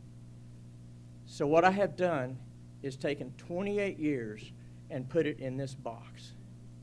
The instructor manuals, the student manuals, the handouts, all of it's here. We don't have time. We don't have time. All the DVDs, everything is here. Okay? What I'm doing with this, and I'm going to do this, is in Oklahoma, we don't have education money. But there's no reason why every child, no matter what your zip code is, I'm from Tishmango, Oklahoma. Listen. So every child in every school should have this box. Because in this box, now a child can go to space camp. I listen to everybody do their thing. But this box right here gives every school in the state of Oklahoma an opportunity for every child to go to space camp. I've heard children, I've heard them. They say, well, we don't have, I can't go to space camp. I can't do this. Yeah, you can now, because it's right there. This box will be used in schools. We're starting with 517 middle schools. We're going to 17,000, 18,000. I have presented this box to Governor Fallon. I presented it to Education Department. I presented it to Francis Tuttle, everybody. They say we got to have it. In front of you, you have a brochure about it. You have the endorsements from people. Oklahoma University. General Aragon told me it's a game changer. This is a game changer for kids. This gives every kid an opportunity to go to camp. And so I can't say enough about it because I don't have enough time, but I'm telling you, this will be out there and it will change. This can be passed down from classroom to classroom. I have taken not instructors, not teachers, I've listened to kids through all of these space camps I've done, and what they ask and what they want is in this book. It's all STEM. I went to the meeting the other day at the Capitol building that you guys had out there, and I got to thinking, you know, it's got air and space. You should see it. It's got air and space all the way through it. Hello. All the way through it. And then it's got robotics. I listen. We do robotics. They do everything. It's all here. How to do it, when, everything. Now, from that meeting out there, the word UAV. I didn't really understand. I'm in the UAV business. Why wouldn't I be? But I didn't realize there was 110 different companies here trying to do that. So I went down to OU. I'm on the board of aviation at OU. I went down to OU, and we are now adding to the box UAV. Very important that these kids get that. So inside that one little old 12-inch box is space camps that will go to every school in the state of Oklahoma. Not for what we're asking. We have donators, big ones, that are coming to the table. I talked to Delta Airlines. They want to go national with it. I promised Governor Fallon that it would stay in the state of Oklahoma. On the back of it, it says "Made in Oklahoma." So when you get time, read the material you got. Look at the endorsements. Look what people are saying. Okay? Any questions, please? What does each box cost? The costs, they're free. What do they cost me? Yeah. A lot of printing, a lot of DVD. But the cost of schools are going to be free because of the very, very prominent companies in our state of Oklahoma that are making sure that this is published and printed. If you don't mind, I'd hold that. So how do teachers get a hold of these? Teachers get a hold of it. That's a very good question. Yes.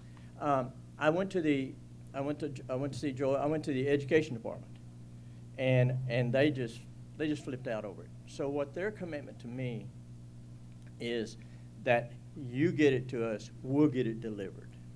Okay? So, and I have talked to schools. I've talked to principals. We had a meeting at Francis Tuttle. There was a lot of teachers there, a lot of principals there, and they said, "How do we get the box? How do we get the box?" The box is going to be, we're going to start here in just a few months, start contacting all the schools. So that will be the easiest way to do it like that. The other is the Department of Education is helping me. That's how it's going to go out. And this box will be in every school in the state of Oklahoma. Thousands and thousands and thousands of kids that would never get an opportunity to see anything like this. There's 28 years in that box. So I thank you. Any other questions? Approval of the staff recommendation, 5,000. Second. We have a motion and second. Call the roll, please. Vice Chair Conway. Aye. Secretary Potter. Aye. Commissioner Putnam. Aye. Commissioner Hunter. Aye. Commissioner Ray. Aye. Chairman Stuckey. Aye. Next, we have Stafford Air and Space Museum. The museum wishes to add 2 motion-based flight simulators. And is Cheney here today? Nope. Okay, I'll just read a little excerpt from their application. The museum constantly searches for ways to increase our visitors' knowledge base and level of enthusiasm for aerospace by showing both the history and science of flight. Through the acquisition of 15 flight simulators from a previous Oklahoma Aeronautics Commission grant, we have enriched the visitors' overall educational experience greatly. The simulators have been highly successful with the public and schools and used by tens of thousands of individuals that have been able to experience their first concept of flying. With the advancement of flight technologies, our current flight simulator program is in need of a major upgrade. There is a high demand for hands-on interactive exhibits in museums today, and with your financial assistance, we can further support this great learning resource with the addition of 2 next-level racing motion flight simulators. These simulators will be able to dramatically enhance our visitor simulator experience. Staff recommendation for this program is $15,107 for the purchase of 2 flight simulators. Anybody votes no, they can explain it to the general. I was going to ask, this touches the most students of any one. Why, how do you decide on 15 instead of 20? Why did we cut them back? So I believe that they had asked for the $15,000 is the total cost that they had requested for the flight simulators. They had asked for money for another program that they were wanting to do, which was the Wings Over Weatherford fly-in event, And just in our discussion, we had determined to just pay for the simulators as their grant. That was aviation education specific. Yep. I move for approval of the staff recommendation of $15,107. We have a motion. Is there a second? Yeah. Motion and seconds. second. Call the roll, Second. please. Vice Chair Conway. Aye. Secretary Potter. Aye. Commissioner Putnam. Aye. Commissioner Hunter. Aye. Commissioner Ray. Aye. Chairman Stuckey. Aye. Item S, Starbase. Starbase Oklahoma Inc. STEM for the Stars. Starbase Oklahoma will provide a hands-on inquiry-based aeronautics STEM educational enrichment program to 5,000 Oklahoma fifth graders, as well as 6th through 8th graders as well. I'm sorry. And we have some representatives today. Staff recommends $27,500 for this program.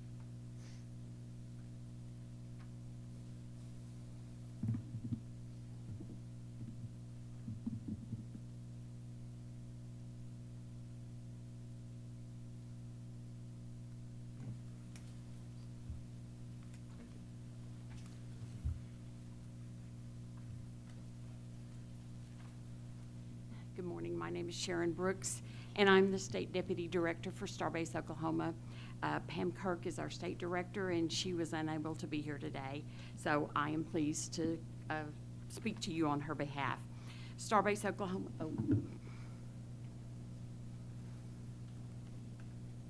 Starbase Oklahoma is a Department of Defense program that is designed to raise the interest and improve STEM education skills and knowledge for at-risk youth in grades 5 through 8.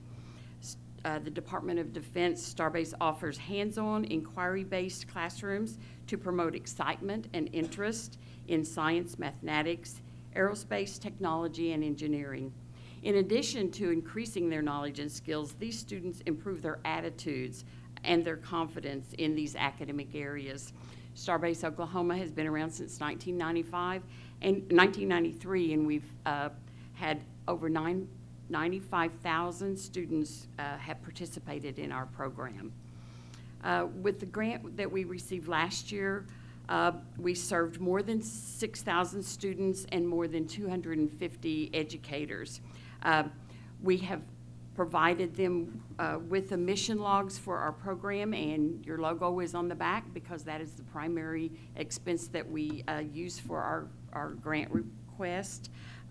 Also, this year we were able to provide for each classroom teacher straw rocket outreach kits, which included a tabletop launcher for their star rockets that the students make in their classroom, so that way they had their own launchers. The ones we used in the program are floor models, but we were able to give each one of those teachers a launcher for their classroom.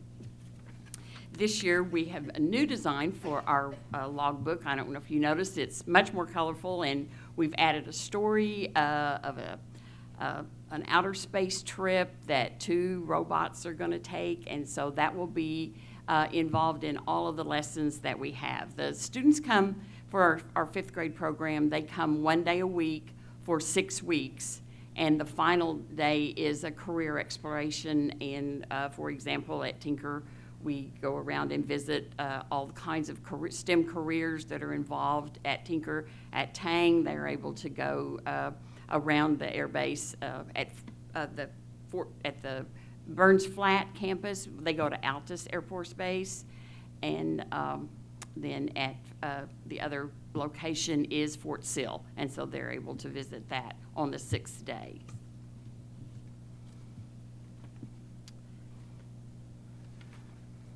We appreciate so much the Oklahoma Aeronautics Commission for allowing us to extend our program and help our students.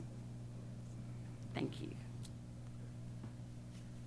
If I may, I've seen this program in action out at Tinker in the classrooms. I've seen the kids design space capsules and do stuff that just really surprised me at that age group. The Air Force Association chips in a very modest amount compared to this, but they budget that every year for that. So I heartily endorse this. We appreciate that very much. I move we go for the recommended amount of $27,500. We have a motion and second. Call the roll, please. Vice Chair Conway. Aye. Secretary Potter. Aye. Commissioner Putnam. Aye.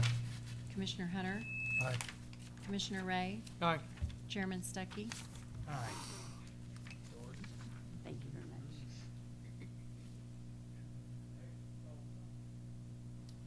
Next, actually, we have thick description, STEAM in flight, item T. This program applies to aviation and aerospace due to a commitment to science. Past attendees have expressed an interest to learn more about aviation and aerospace, and we have Ms. Suzette Chang with us today. Staff recommends $6,630 for this program.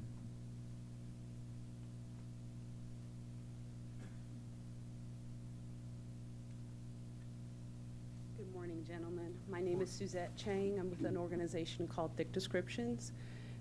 Let's see if this will work. It will.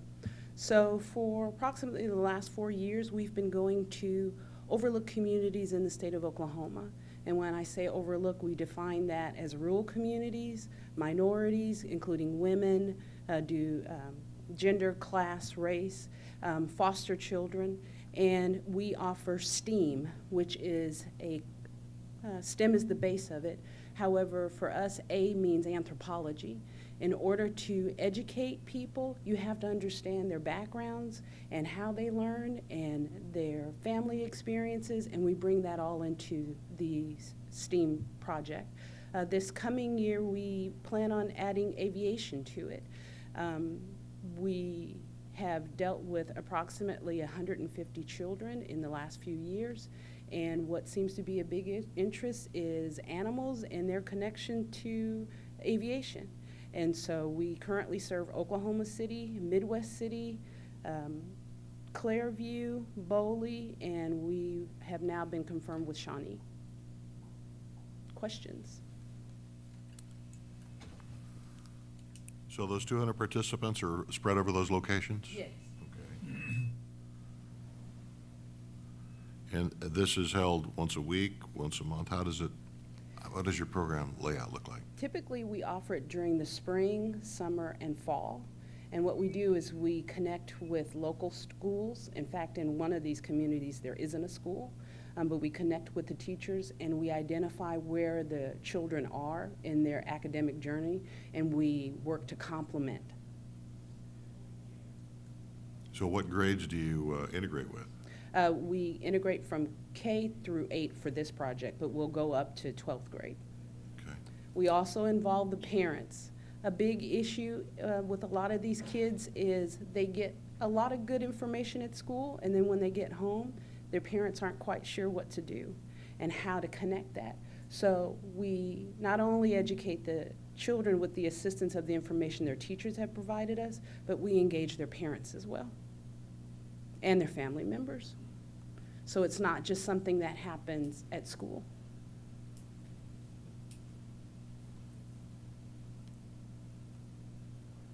And so the images that you see are for the last few years of the different projects we've done with different kids.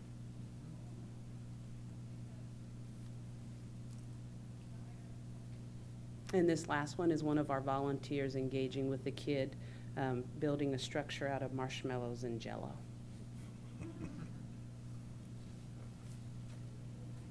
It was fun. Yeah, yeah, yeah. I move to approve the staff recommendation for $6,630. And I'll second.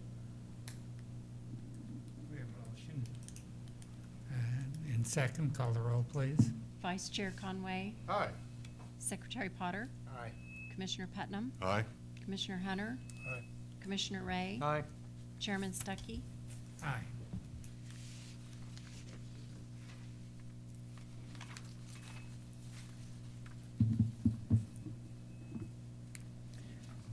Tulsa Air and Space Museum. This program includes building an interactive touchscreen table that will allow students to select a fuselage, wings, and engines in order to build an airplane and see if it will fly. The program will explore the 4 forces of flight through a fun, interactive platform. We have with us Mr. Lee Hubby, Staff recommends $11,500. Mr.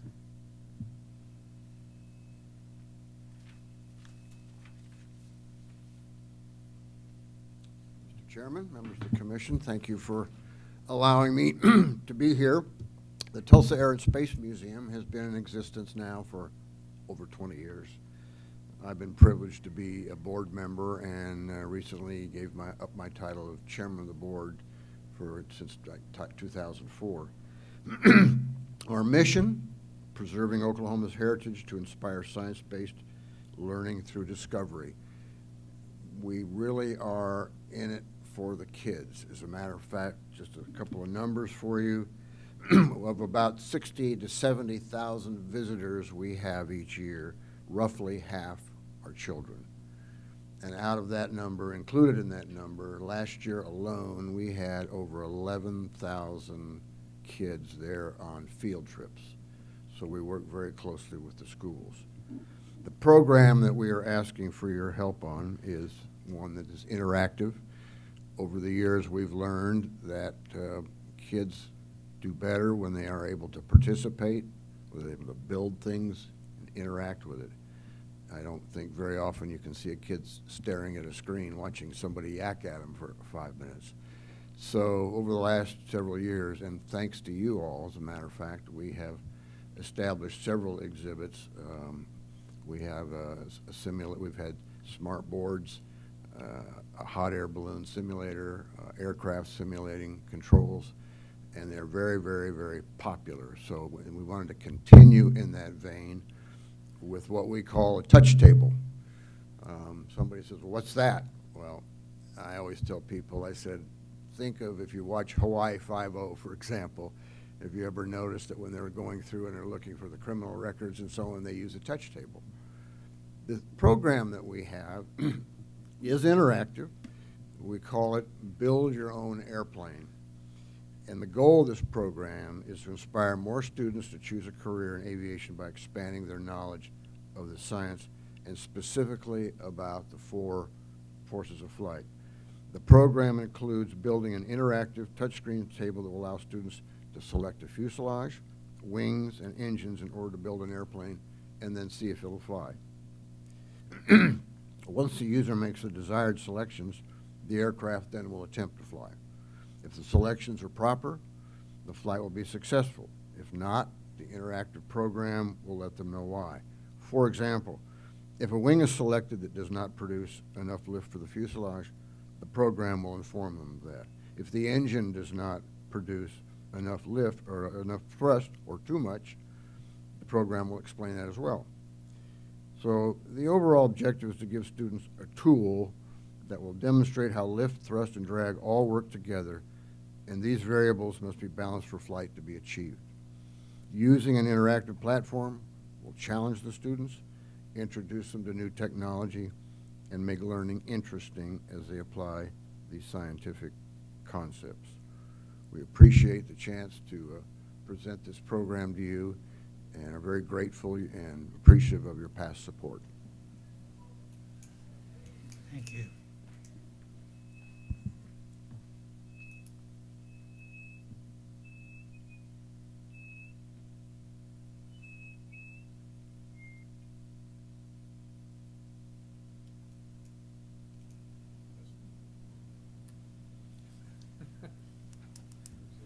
The chair will entertain a motion. So move we fund the 11,500 recommended. Second. We have a motion and second. Just call the roll, please. Vice Chair Conway. Aye. Secretary Potter. Aye. Commissioner Putnam. Aye. Commissioner Hunter. Aye. Commissioner Ray. Aye. Chairman Stuckey. Aye. So ordered. Tulsa Airport. Next, we have Tulsa Airport Improvement Trust in partnership with Greatest Stories Never Told for their program, Fly with Banning. The Fly with Banning program focuses on James Herman Banning, the first African American to earn a U.S. Department of Commerce pilot's license. Staff recommends $11,500 for this program, and we have some representatives with us. Good morning. My name is Alexis Higgins. I'm the Director of Marketing for Tulsa International Airport, and I have with me Pat Smith from Greatest Stories Never Told. It's been really great. This is my first Aeronautics Commission meeting, and I know you guys have funded some educational grants for us in the past for our education program. But the program we're bringing in front of you today is a little different because all of the programs that I've heard so far are focused on young students and getting young kids engaged, and we're going to do that. But we're also trying to grow awareness for adults and members of our community about a famous aviator named James Herman Banning. Mr. Banning is the first African American to receive a pilot's license from the Department of Commerce, and he was from Oklahoma. And I did not know that until Pat Smith came to our Cultural Advisory Group, which is a committee that looks at opportunities to integrate Oklahoma and Tulsa specific cultural elements into our terminal building so that we can educate our travelers and our employees and different people about local cultural elements.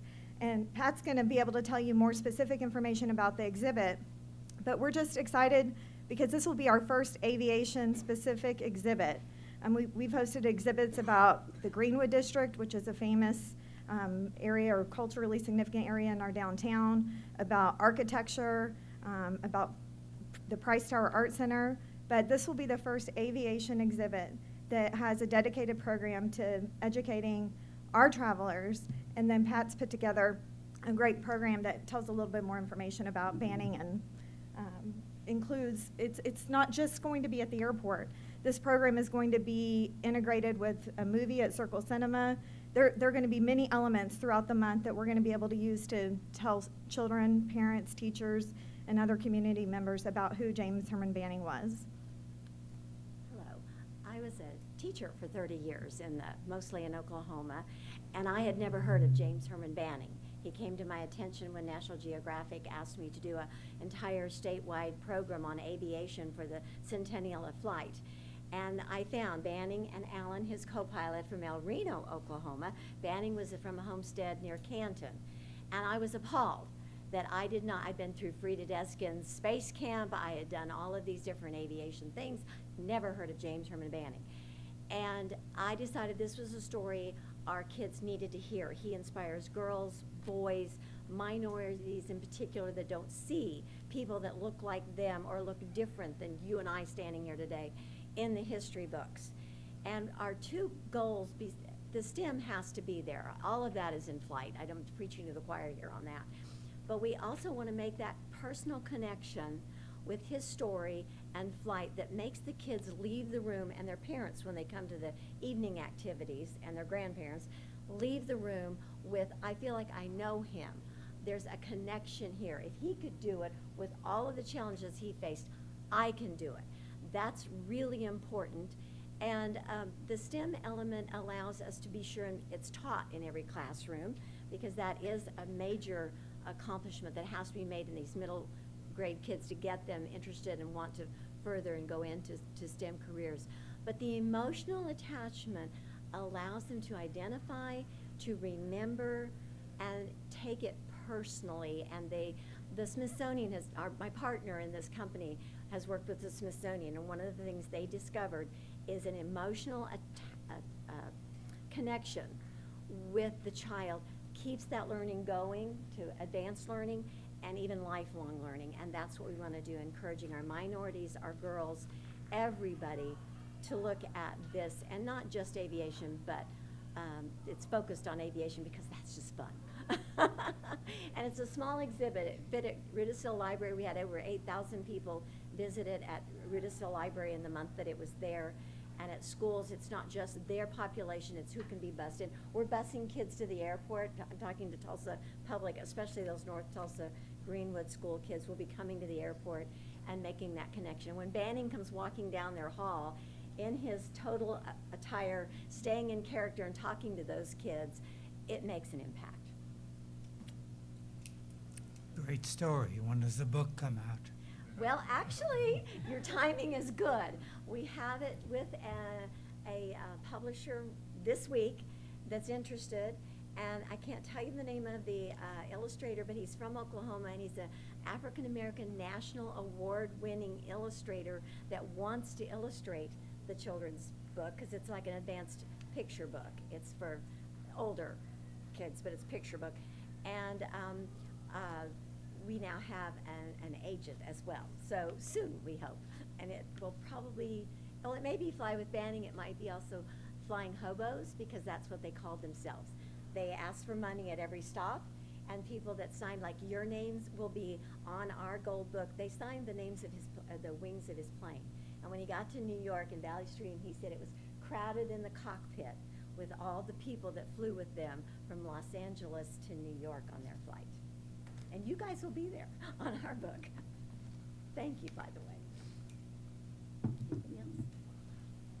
So moved, we accept the 11,500. Second. We have a motion and second for approval. Call the roll, please. Vice Chair Conway. Aye. Secretary Potter. Aye. Commissioner Putnam. Aye. Commissioner Hunter. Aye. Commissioner Ray. Yes. Chairman Stuckey. Aye. Thank you. I just want to thank Ms. Higgins and the Tulsa Airport Authority for their invaluable assistance in us presenting our results of our economic impact study last week up in Tulsa, and that without the help of the Tulsa Airport Authority and the Tulsa Chamber, along with the Oklahoma City Airport Authority, we wouldn't have been able to finish the study, specifically the off-airport aviation and aerospace economic activity. Item W. Tulsa Community Work Advanced Aerospace and Advanced Manufacturing Job Training. TCW's goal is to provide skilled and certified workers to fill the skills gap in the advanced manufacturing industry while providing underserved Tulsans with post-secondary credentials and employment so they can break the cycle of intergenerational poverty. Staff recommends $16,720 for this program.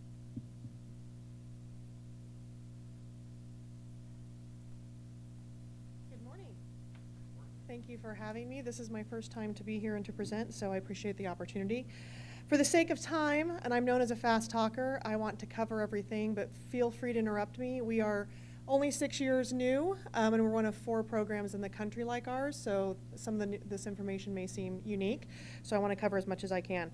I am Karen Pennington. I'm the Managing Director for Tulsa Community Work Advance, which is operated by Madison Strategies Group, which is a nonprofit. It is a sector-based proven model that focuses specifically our intentions to work with employers in manufacturing, including obviously aerospace and aviation, to understand what their needs are. Obviously, it will be no surprise to you that we're going to hear there's a skills gap. They do not have enough employees to fill the open positions they have right now. And when we look at the retiring work population, we know we're in for a much larger problem. According to the Oklahoma Aviation Aerospace Economic Impact Study, Tulsa MSA has an economic annual impact of $11.7 billion due to the aerospace and aviation industry, and there are 58,000 jobs, and we are unable to fill those jobs with the current workforce. So how do we do this? We know there is a workforce that's ready, able, and willing, and they're typically coming from an underserved, currently unemployed population. So what we do is we work with individuals to actually get a customized short-term curriculum that our companies have vetted, and then we partner with quality education institutions, in this case for aerospace, aviation, CNC machining, welding, and shipping and receiving, all with an aerospace focus. We partner with Tulsa Technology Center. Our trainings range from 8 weeks to 4 months, and our class size can be anywhere from 8 on the shipping and receiving side to 24 for CNC machining. And we're rapidly able to train these folks for these jobs and place them into high-wage careers with advancement opportunities and benefits. So we consider this a dual approach. It means we're meeting the needs of businesses, and we're also helping low-income Tulsans get access to post-secondary education. I won't get on the soapbox about how desperately we need to increase post-secondary credentials in our state, but we're able to do it rapidly, and we're creating stackable credentials. So let me click through to the part. So this is a picture of our CNC students, and we're celebrating National Manufacturing Day. And I want to cover the program model, exactly how we do what we do. So key partner with employers. It's short-term, it's customized, it's fast-tracked, but then how do we recruit the individuals into the program? Traditional methods, community partners. Craigslist is incredibly popular because a lot of the people we're serving don't really understand the best way to find a great job. We are not pulling people that would go through Tulsa Tech or other schools, OSU IT traditionally. These are folks that are not going to enter post-secondary credentials. Our average age ranges between, depending on the class, 28 to 33 years old. This is a long time of living in poverty and not getting an education. Meantime, they're having children that are also growing up in poverty, so this is an intergenerational attempt to prevent kids continuing to grow up in poverty. Now, I don't need to tell you that if the parents, we have heard enough today, if the parents are excited and working in aviation, aerospace, and manufacturing, they're going home and talking about it. They're providing food and clothing, and their children are learning about that way. So in addition, we're also helping to bring the next generation up into the true quality careers that are available. Then we place our graduates into jobs with all of these employer partners, lots of local aerospace businesses, and then their supply chain as well. And then we stay with our individuals for 1 to 2 years to offer career advisement and career advancement services. This is critical. A lot of the folks may get the job, they may not keep the job, so we'll either replace them or we're working with them along the way to get ready for those 90-day reviews, 1-year reviews, so they can earn more money. Additionally, the employers love it because this is a non-traditional workforce for them, and they like the idea that there's a group of people they can call anytime to help upskill and promote. So does it work? You bet it does. We've been recognized by the New York Times on the front page of the Tulsa World, Apolitical Magazine, CNN Money, and Janet Yellen herself has referred to us as a best practice that should be replicated and scalable throughout the United States because we're actually helping employers get trained individuals where there is a skills gap. Our individuals earn 26% more income and about $4,125 more dollars per year than control group members. I know it's super fancy, but went through this ridiculously rigorous Cadillac trial because we want to make sure if we're using funding that comes from public and private partnerships that our individuals are actually earning more money and working in the aerospace and manufacturing sectors we're training them for. And you can see the stats on the screen, but our folks are more likely to complete. We have an 80% completion rate. I wish all higher ed was 80%. Our placement rates are 10% above national averages, which hover in the 70 to 75%. So typically if they're really ready, willing, and able to work, we place them. And our retention rates are 10% above as well. So you obviously realize just from that I got a stat screwed up there. But all the stats are positive, and we really focus on benefits and opportunity for advancement. So I think you kind of cover all your bases of your goals. I believe that we do. I'm love to answer any questions that you have, but I appreciate the opportunity to share this program. We're one of 4 in the country, only 1 in Oklahoma, 2 in New York and 1 in Ohio. So I've been in business for 6 years. You put 500 individuals in these jobs. And this grant is for another 40 for this coming year? Yes, so the way we're structured, we wanted to really respect the integrity of what you want your funding to go to. So these are 40 individuals that will actually be trained in aerospace. We do other trainings as well, but these would be the folks that are really going to learn the skills in aerospace and aviation and be placed into those companies. We'll serve, this is for 40 individuals, we'll serve over the course of a year around 250 individuals. I'm sorry? So in aerospace, 133 people specifically were trained and placed into aerospace jobs. We track where they work and if they're in that sector.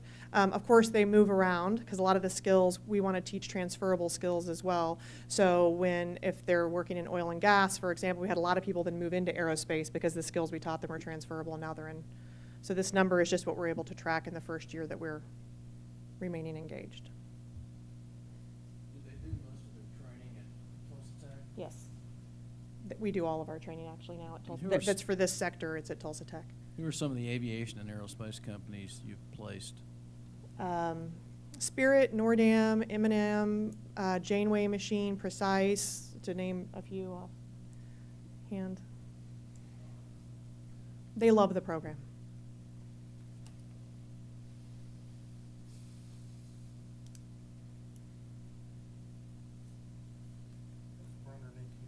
Student, this is one of the more expensive programs in the entire.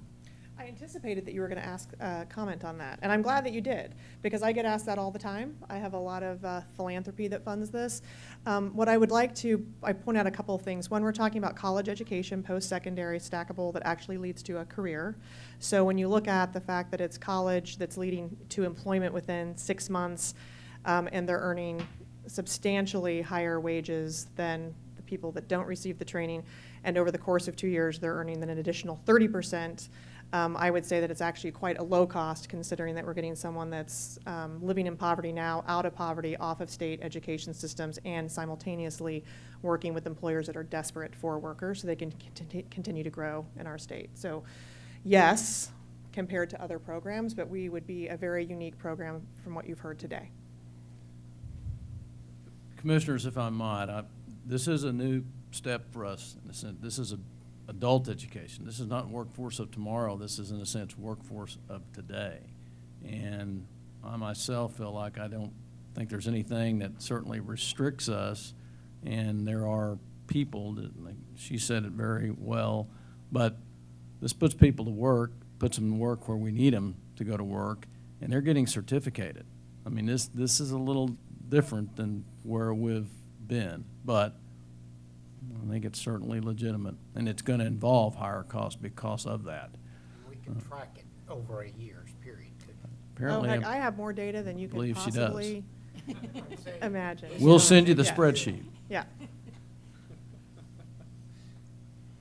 We were designed to be a research study, so I have a nice database. I don't want it today. Just check your email when you get back again. Well, I move we approve the staff recommendation for $16,720. Second. We have a motion and a second. Would you call the roll, please? Vice Chair Conway. Aye. Secretary Potter. Aye. Commissioner Putnam. Aye. Commissioner Hunter. I'm going to decline this one. No. Pardon? No. Okay. Commissioner Ray. Aye. Chairman Stuckey. Aye. Item X. Tulsa Regional STEM Alliance Sky Full of Kites. This is a week-long project that gives elementary students the opportunity to build their own kites from design to construction to flight. These kites serve as a model designed to help K through 5th grade students increase their understanding of STEM-related topics and increase their levels of curiosity in aerospace and aviation. Staff recommends $5,000 for this project, and we have Ms. Black with us here today.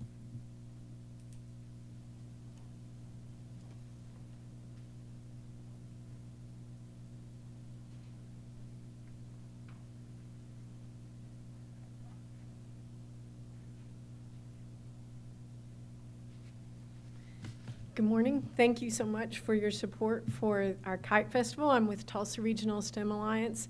We are almost 3 years old. We represent about 110 different STEM-related organizations in the Tulsa area.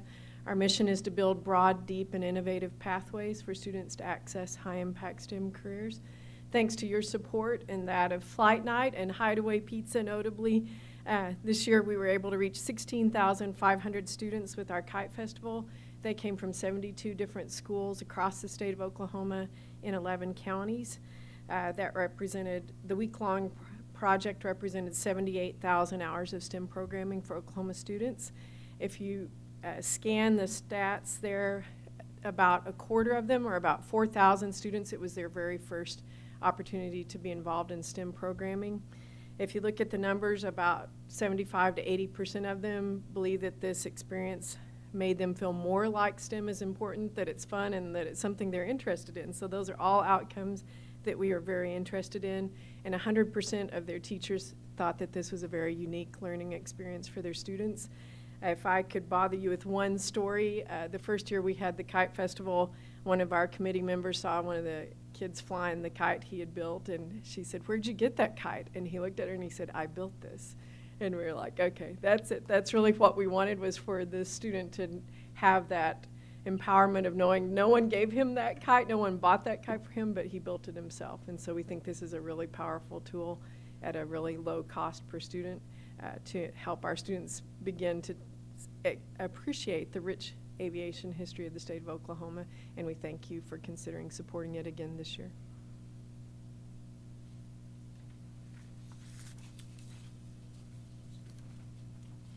Jerry, I think you like the cost per student, don't you? What's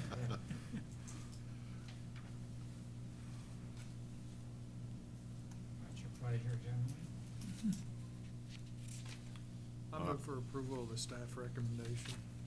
I'll second. We have a motion and a second. Call the roll.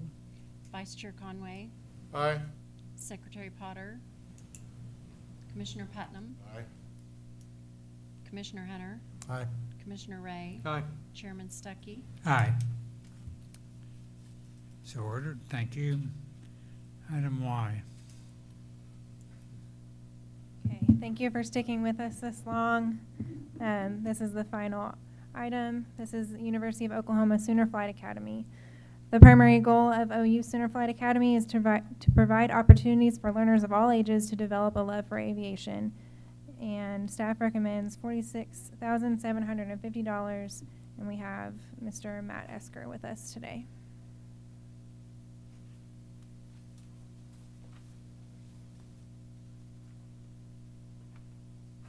Commissioners, thank you for allowing me time to speak with you and allow me to be the first to wish you a good afternoon.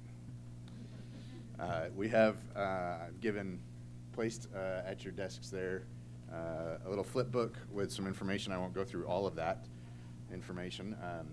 Ms. Tabor is handing out some thank you cards that our kids from this last summer wrote to you for providing them scholarships from last year. We had about 120 kids receive scholarships. 18 interns worked throughout the summer for us this year. Our total enrollment this summer was a record-breaking 359 kids over 7 weeks. We had a fantastic time. Let me take an opportunity here to read two that I pulled out aloud. This one from a high school student, Catherine Strivet. Thank you so very much for the scholarship. I'd not have been able to go to camp without it. I met so many great people and did so many awesome things. My favorite part was when I was allowed to fly a plane. I also learned so much, and I'm very grateful that I had the opportunity. And then a fifth grader, or sixth grader, I think, Joshua Clemens. This young man is from North Carolina. And so while the vast majority of our campers are local here in the metro area, we do pull a couple from out of state, and I like to think that it gives us an opportunity to potentially pull North Carolinians and other citizens of other states to the great state of Oklahoma and introduce them to the aviation history that we have here, and possibly even encourage them to move here and get jobs, come to school and get jobs in the future. Thank you for giving me a scholarship because it made it easier to come, and I had a blast. Sooner Flight Academy, flying kites, airplanes, launching rockets, and etc. Joshua Clemens. I'd also like to point your attention to the very last page. We'll skip to the end. The very last page of this flip book is what we like to call the path.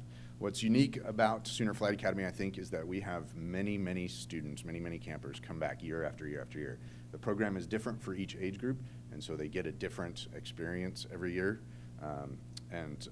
We have a number of campers who come back year after year after year who go on to explore education in STEM fields and then STEM careers. And two examples here, Alex Spence just graduated from OU with his Master's of Science in Aerospace Engineering and moved to Connecticut to work for Pratt & Whitney on the F-16 engine for them. He was an 8-year camper. He worked as an intern, program that you all fund, and then as a navigator, which is what we call our camp counselors, the college-age camp counselors that we hire. Zach Evans was a 7-year camper. He worked as an intern for Sooner Flight Academy and then became a flight instructor at OU, teaching the college students how to fly there. He's now a SkyWest pilot in Captain Upgrade. And his cousin, Austin, in Wellston, comes to camp every year. He's been coming 4 years. He's 5th grade now and following in his cousin's footsteps. So thank you again for your support. 29 years. We just finished our 29th year next year. The grant that you are looking at for next summer will be our 30th year of doing summer camp in Oklahoma. Thank you. Now, you pay the interns that are the camp counselors and instructors? Yes. Yes, they're on payroll. So some of the interns are on payroll. Some of the interns are young enough that OU does not allow us to hire them, and so we offer them for their volunteering to work during summer camp. We offer them to have their camp fee paid so they can come to summer camp themselves. Okay. So we start with 6-year-olds and we go all the way up through the end of high school. Yeah, How hard is it to get in? It is just a matter of having a parent register online and paying the camp fee. I thought maybe you were trying to get in. Pardon? I thought you were trying to get in. You would not be the first person that has asked me when the adult camp is. You know, my personal experience is my son was a instructor intern when he was an OU aviation student, and Okay, excellent. he worked 2 summers and really enjoyed it. Excellent. Yeah. Happy to report that Speaker Paul's son, I believe, was at camp He this did. summer, and I know that he really enjoyed it. Well, we have a long history with it. Yes, we do. That's Thank you, sir. absolutely one of the state's best programs. I move to approve the staff recommendation of $46,750. Second? I have a motion and a second. Call the roll, please. Vice Chair Conway, Aye. Secretary Potter, Commissioner Putnam, Aye. Commissioner Hunter, Aye. Commissioner Ray, Aye. Chairman Stuckey. Aye. Okay. Catherine, are we through with you? Thank you, Ms. Tabor, for a very good job. And thank you, commissioners, for your patience and your indulgence. I don't think there's anything we do that's more important than what you just did. It is our workforce of tomorrow in our aviation industry and our workforce of today, as we noted today. And this builds partnerships for us, and I think in the aviation community, that are really invaluable.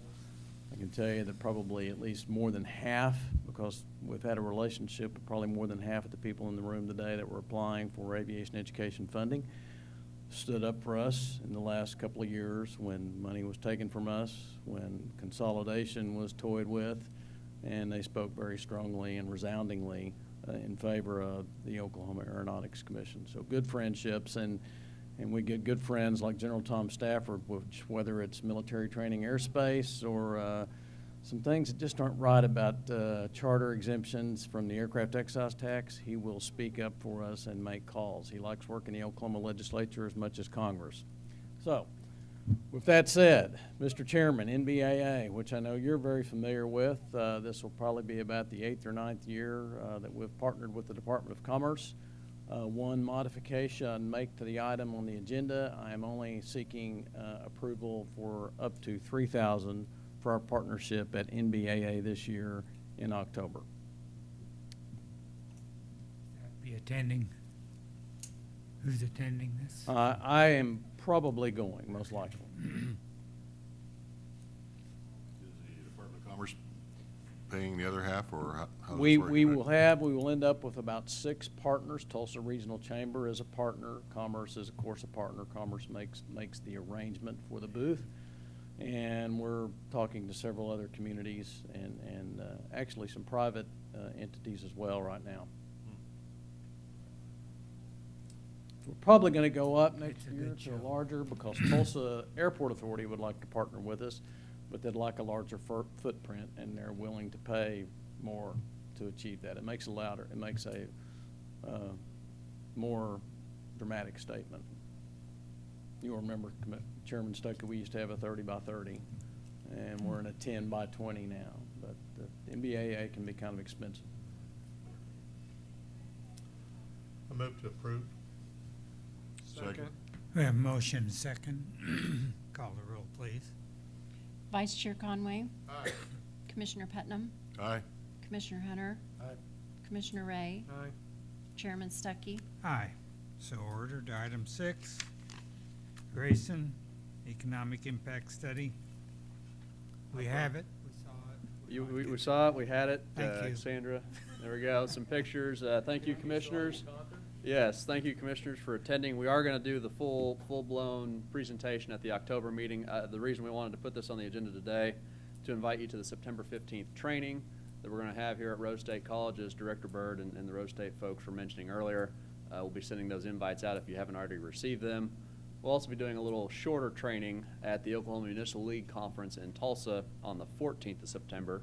If any of you all are interested in coming to OML, we'll also be having the 1-hour brief training. We're going to videotape the training, put it up on our YouTube channel. Sandra? All right. So, yep, and so we expect you all, we won't make you economists, I promise that, but we expect you all to be able to share the good word and be able to understand and talk to your local news stations, so on and so forth, to share the good word of the economic impact study. In the back of your packet, you do have a copy of the executive summary. If you need more, you have people that want more, please let us know. That being said, I'll have to stand for questions, but like I said, we'll have the full-blown presentation at the October meeting. And of course, it's available online. I think you should reach out to the Oklahoma Economic Development Council. Okay. Our presentation to them. Definitely will. Thank you for that. Gus, it's probably been, Mr. Chairman, 12 years since I presented to them, maybe when you were president or chairman of that group. As in another life. Yes, it was. In a galaxy far away. Galaxy far, far away. Item 7, system grant. Item 7, system planning grant. We've talked about this before. The pavement management system, which was developed back in the late 90s, early 2000s, is outdated and broken and needs to be fixed. We are coming down to the close of the FAA grant cycle, the grant year. We've got the system planning grant. We've some things Dale Williams will be talking about with you shortly for our preliminary engineering reports. We have a few more airport projects out there that we're getting monies or bids on or fundings organized. So whatever is left at the end of the year will go towards our system planning activities. That could be $100,000, could be $400,000. But we're going to fund the preliminary engineering reports, we're going to fund the airport projects, and then whatever we have left over in the state apportionment bucket will go towards the system planning grant for the pavement management system. With that being said, staff is recommending accepting the grant offer, contingent upon FAA making it, which I expect they will fairly shortly, and moving forward with the system planning grant process. I'll stand for questions. Grant we hope we get. We're approving a grant that we hope we're going to receive from FAA. Based on bids this year, everybody seems to be very hungry for work, so I expect all the few airport projects we have remaining, the bids will come in good, and we'll have money available to get that offer from FAA. Okay. We thought you'd want to accept this. I suppose. Second. We have a motion second. Call the roll, please. Vice Chair Conway. Aye. Commissioner Putnam. Aye. Commissioner Hunter. Aye. Commissioner Ray. Aye. Chairman Stuckey. Aye. Item 8, independent fee analysis.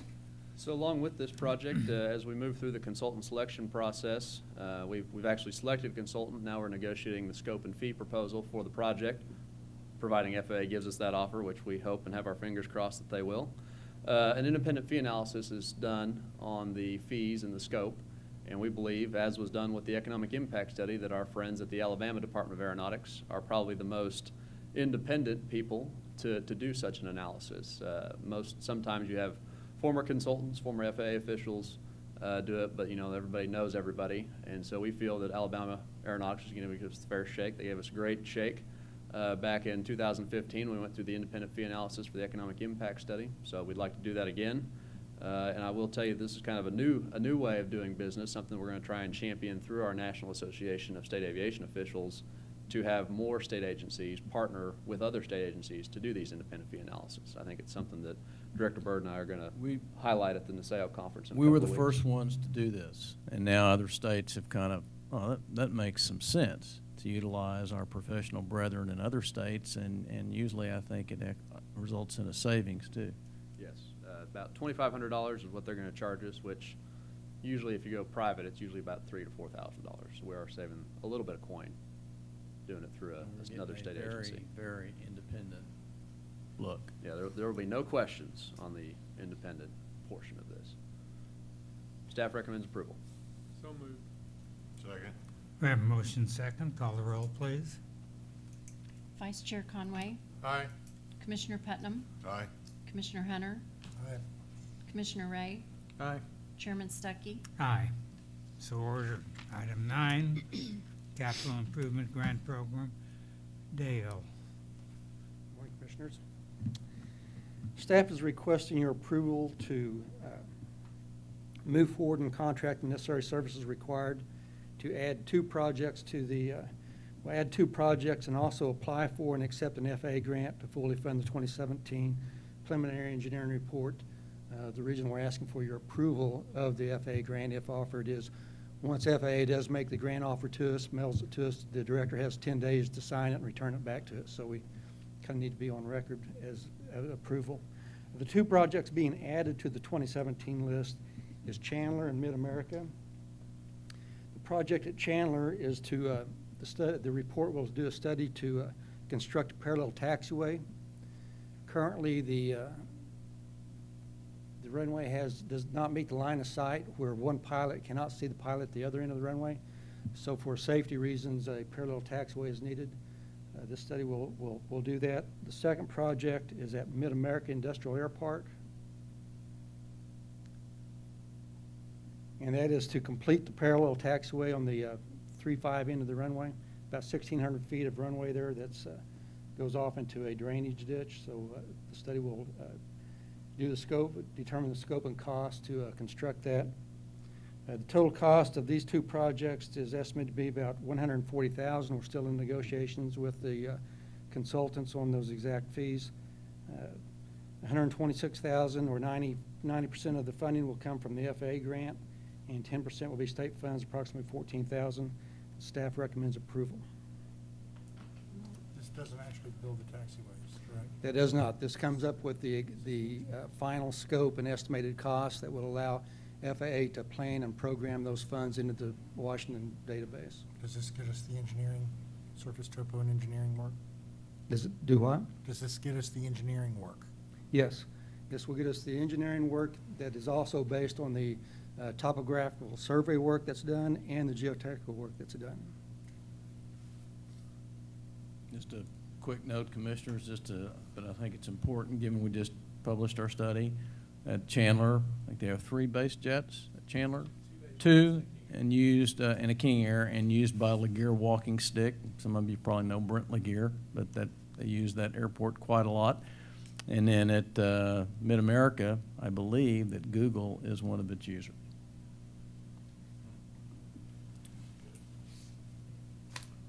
I move to approve. Second. We have a motion second. Call the roll, please. Vice Chair Conway, Aye.